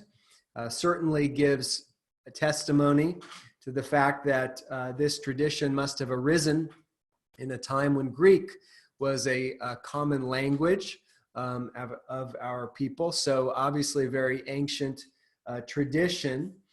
And this part of our Seder is called tzafun. Tzafun literally means hidden or hiddenness. And it's sort of ironic because we've just retrieved this piece of matzah that was hidden, and now it's been disclosed. Now it's returned. Now it's come back, and now it has been revealed. After the destruction of the temple, the rabbis understood the afikomen to be a symbol of the Korban Pesach, the Passover, actual Passover offering in the temple. Once the temple was destroyed and that offering could no longer be brought into the temple and sacrifices ceased, it was the afikomen that became associated with the Passover offering. It is to be the very last thing that we eat during the meal as a substitute for the Passover offering. And after we eat the afikomen, other than 2 more cups of wine or grape juice, and other than some water or tea or coffee, nothing else is to touch our lips. Here's a quote that I've always loved from a book on Passover published by the conservative Jewish movement. And it says this when speaking about this part of our Seder. This is a hiding that will ultimately be discovered. This is a hiding which foreshadows the future.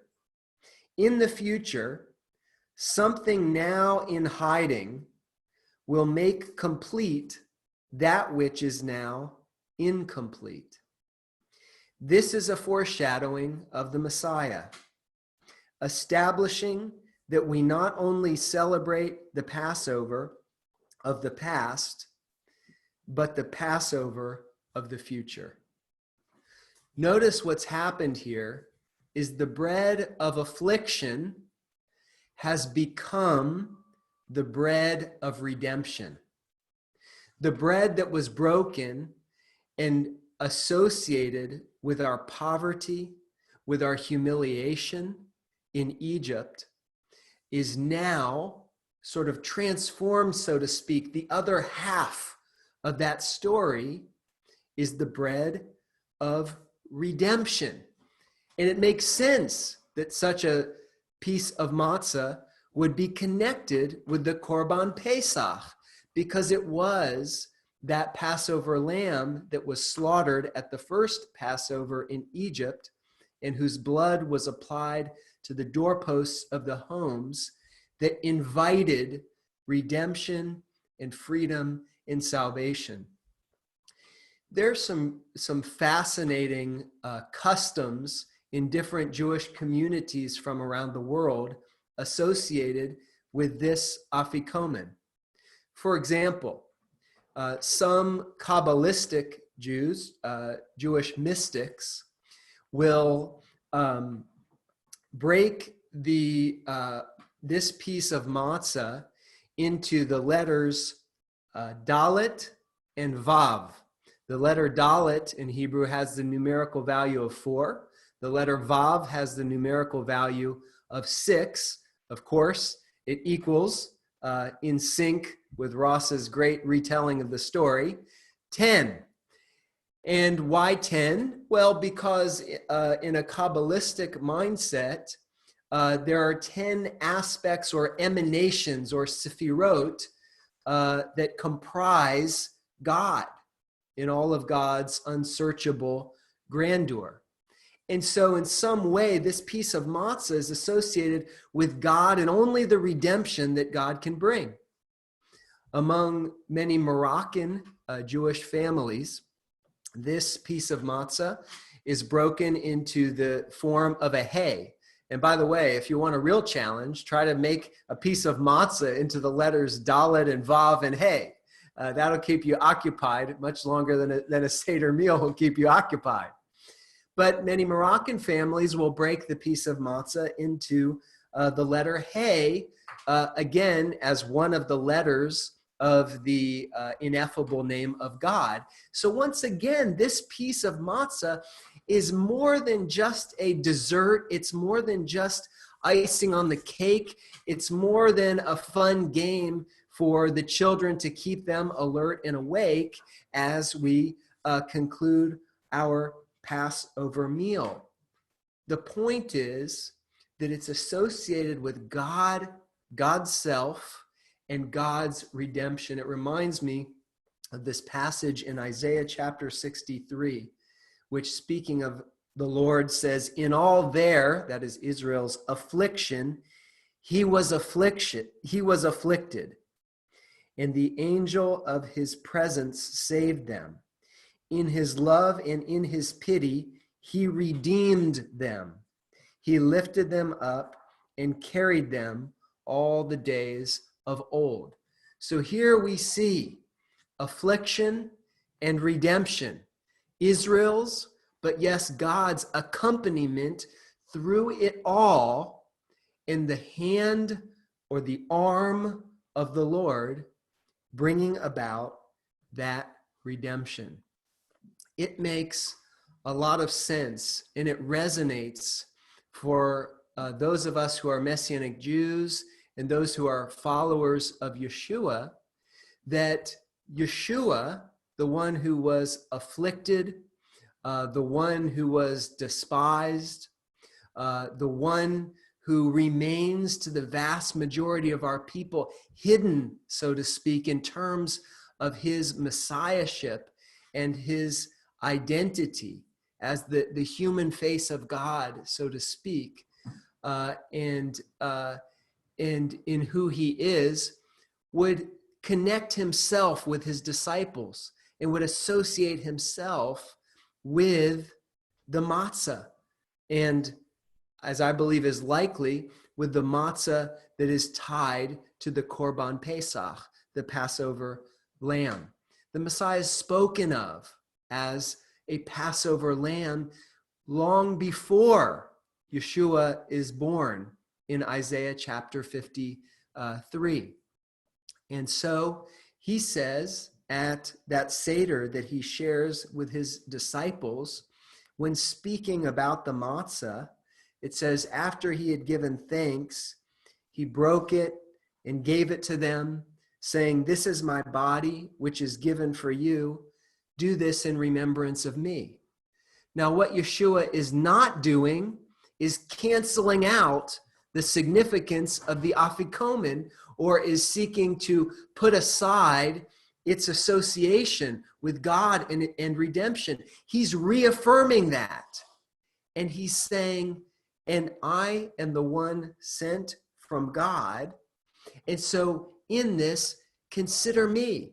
Consider that I'm embodying, as Messiah of Israel, the life of Israel in the travails and in the persecution and in the hardship. And we know from the accounts of Yeshua that he's acquainted with sorrows, despised, experiences that maror, the bitterness of rejection, and all of these things.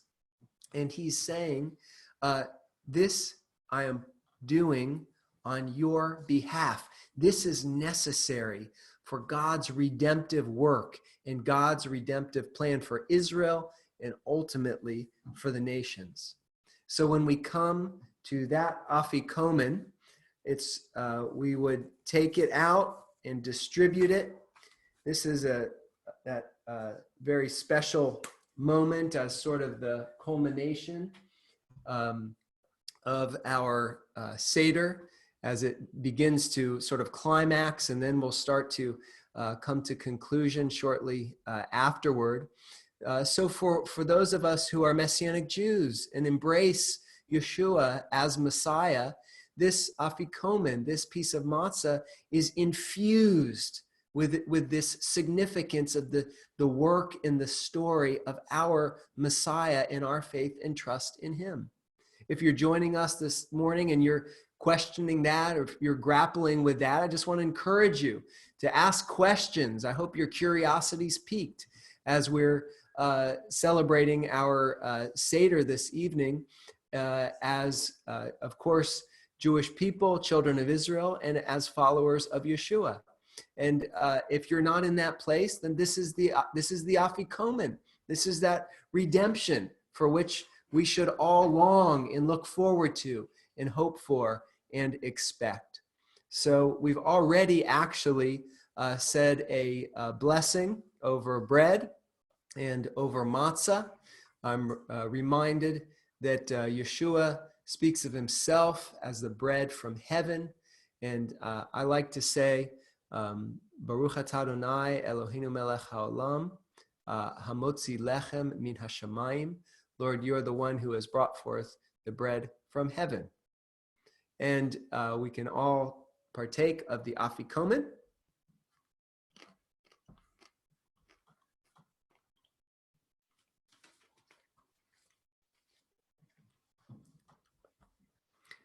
Because we haven't had a full meal, we're not going to say the full grace after meals, but there's a beautiful, happy, joyful psalm that introduces the grace after meals. We're going to put that up on the screen for you.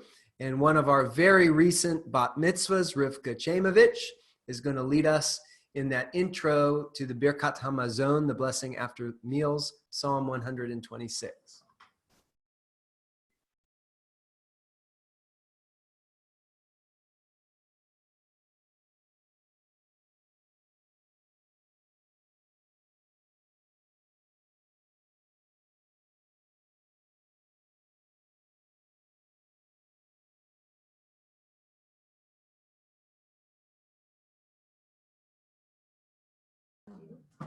I do think that Rivka is having some problems. I think we heard from Deanna, but let's keep that up on the screen.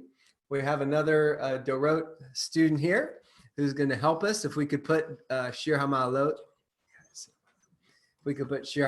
back up on the screen, and we'll have a soon to come bat mitzvah lead us. I think it's going to be a postponed bat mitzvah. You heard it first here. Sadly, as Lena's bat mitzvah was to be just around the corner, I think we're going to be postponing that so all family can come and can join when the time is right. And it will be all the more joyful when we're all together for Lena's bat mitzvah.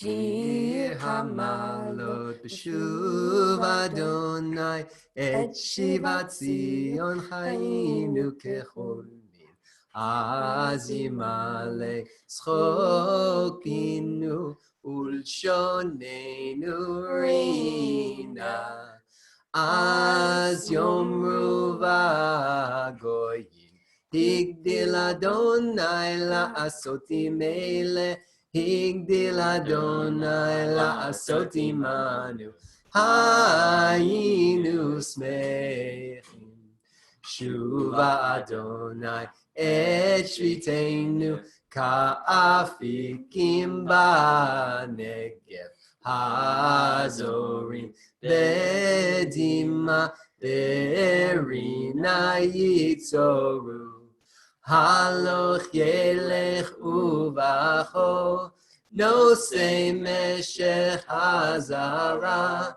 vo yavo verina nosei alumotav.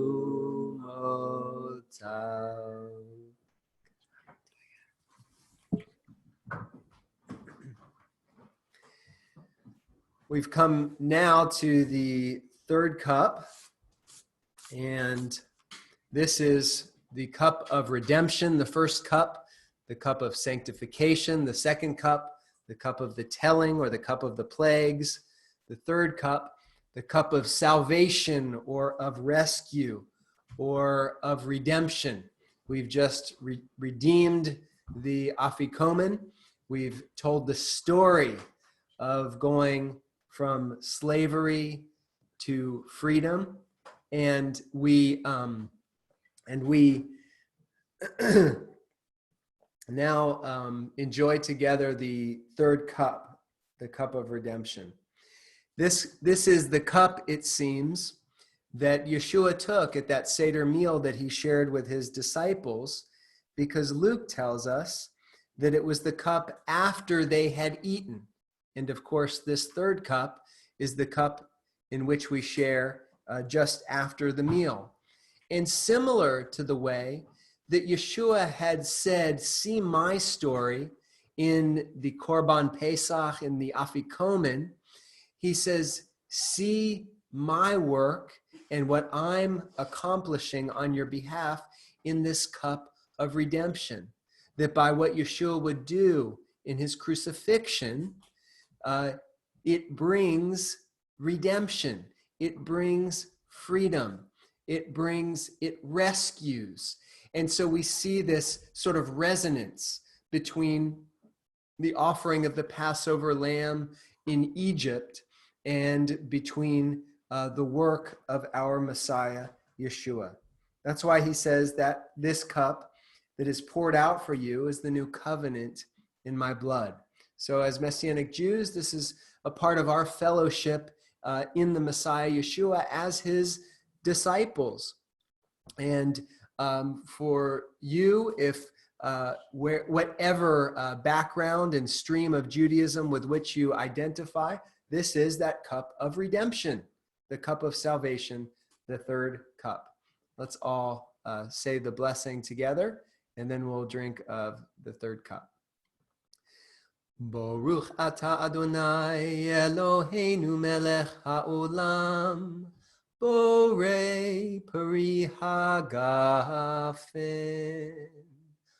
Amen.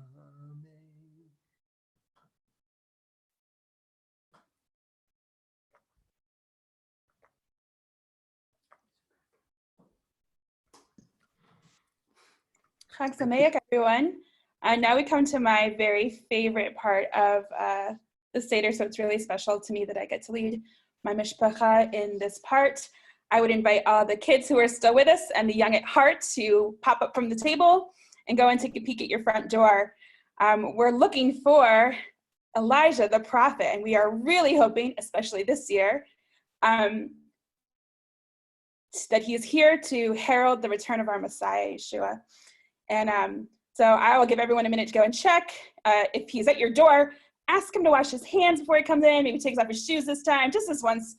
And then he can join us at the table for a glass of wine. But we will just sing him a little bit of a welcoming tune. I see some people who are not quite back yet, so I'll wait till I see some faces sitting down. And then we'll all sing together, probably a really familiar tune. Anybody see him at the door? You can put it in the chat real quick. No? Ugh, not at the Wallace's house. At the Weissman's? What? First stop. Anybody else? No, not this year? Okay, so let's sing together. Eliyahu Hanavi, Eliyahu Hatishbi, Eliyahu, Eliyahu, Eliyahu Hagiladi, Bimhera Veyameinu, Yavo Aleinu, Imashiach ben David, Imashiach ben David, Eliyahu Hanavi, Eliyahu Hatishbi, Eliyahu, Eliyahu, Eliyahu Hagiladi.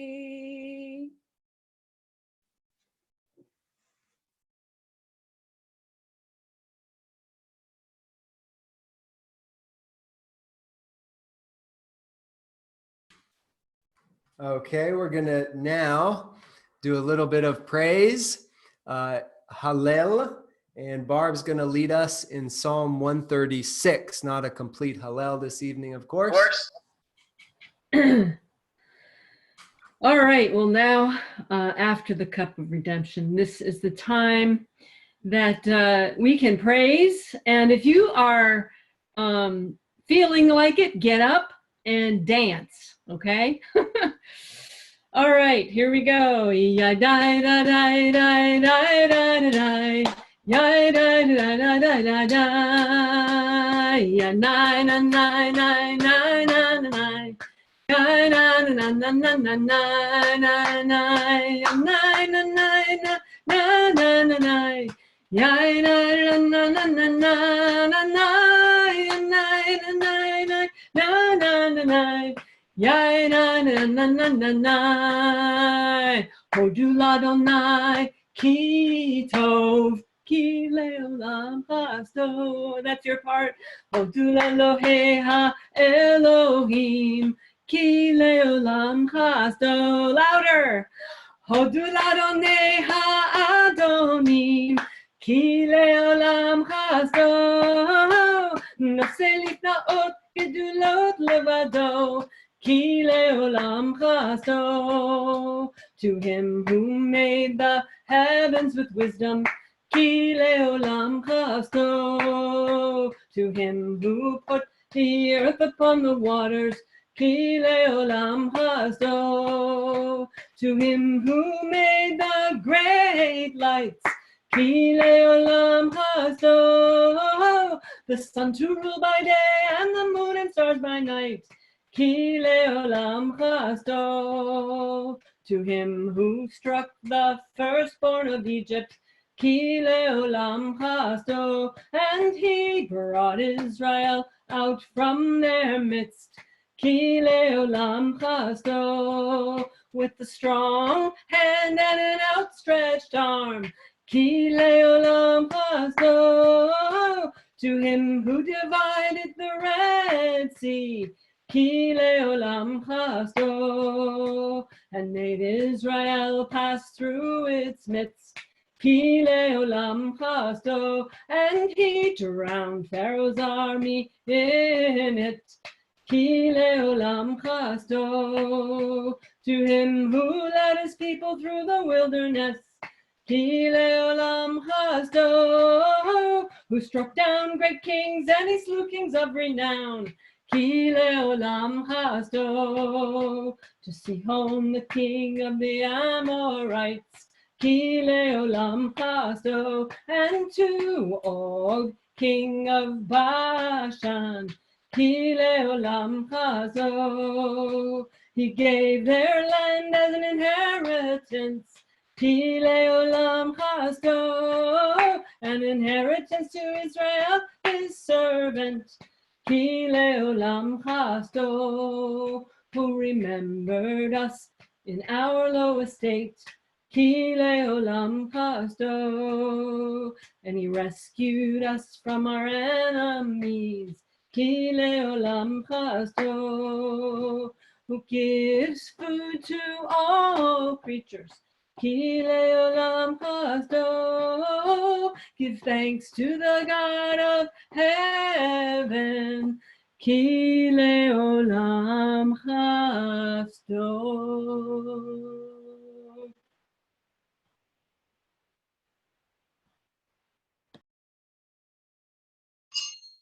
Why did I stop smiling? Okay, now it's time for the fourth cup, participating in the cup of praise. I think we all just participated in the praise portion from Psalm 136. His love endures forever, Ki leolam chasdo. So let us fill our cups, if you haven't already, for the fourth and last time, and give thanks to God, our great Redeemer. And we'll bless the name of the Lord. Baruch atah Adonai, Eloheinu melech haolam, Borei pri hagafen. Amen. Let's drink.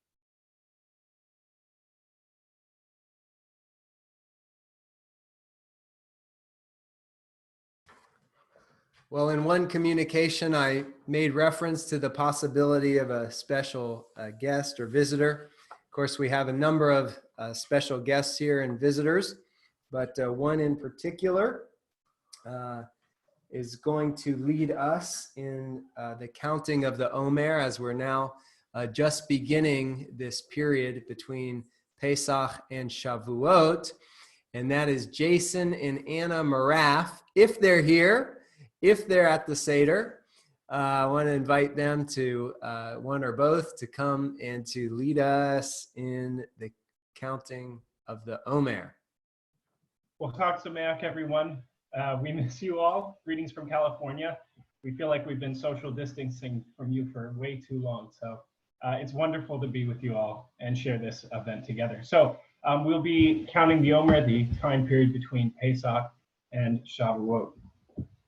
We are prepared and ready to fulfill the positive commandment of counting the Omer. As it is written in the Torah, you shall count 7 complete weeks from the day following the rest day, when you brought the Omer as a wave offering. To the day after the 7th week, you shall count 50 days. Then you shall present a meal offering of new grain to the Lord. May the pleasantness of the Lord our God be upon us. Establish us the work of our hands. O establish the work of our hands. Baruch atah Adonai Eloheinu melech haolam, asher kitshanu b'mitzvotav v'tzivanu al sefirat ha'omer.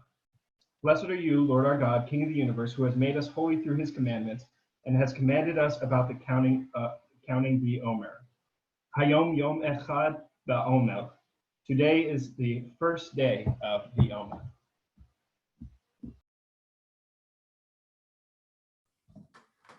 Thank you. We miss you guys. Thank you for taking the time to join us. It's early for you. You may have another Seder tonight. I don't know.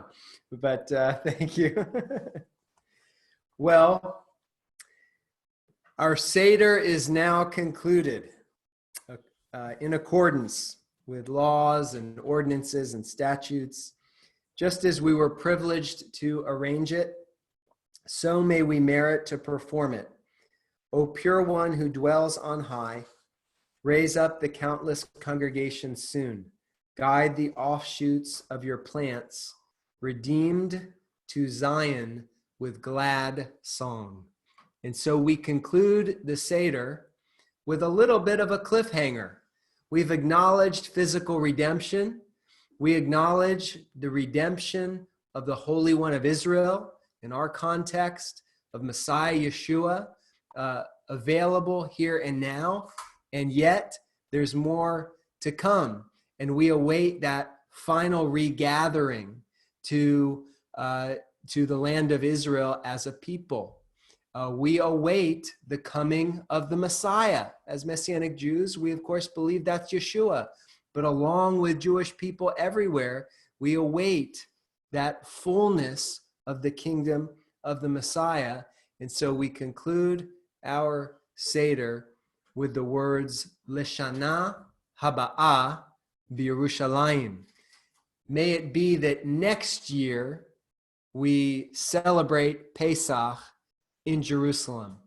And it doesn't just mean on a tour or on a visit. We're longing for, we're looking toward, we're hoping toward the fullness and the completion of redemption. And certainly that gives us a great hope through the travails and the challenges of our current day, that God is working every day, often behind the scenes, but is working daily to bring about that great and final redemption. Well, thank you so much for joining us in our Zeder this evening. If you're a newcomer to our congregation, to our community, we'd love to be in touch with you. If you'd like, all you need to do is go to our website, entershalom.org. That's ENTERSHALOM, entershalom.org. And you can follow the links, click on contact, I believe, and you can sign up for our e-newsletter, and that will give you access to all of our events and happenings. Even though we're social distancing and the synagogue building is lonely at present, we certainly still have Hebrew classes and scripture studies and other creative arts gatherings and things. And so that certainly would be available to you. If you'd like, please connect with us. Well, from our home to yours, we wish everyone a Chag Pesach, Chag Matzot, Sameach, happy Passover and holiday of unleavened bread. You'll be getting your broom out shortly and just sweeping up those matzah crumbs that will be all over the kitchen. But what a great season, and what a great time. Zman Cherutenu, the time of our redemption. Shalom and Leshana Haba'ah B'Yerushalayim. May we celebrate Pesach next year in the renewed Jerusalem. Chag Sameach.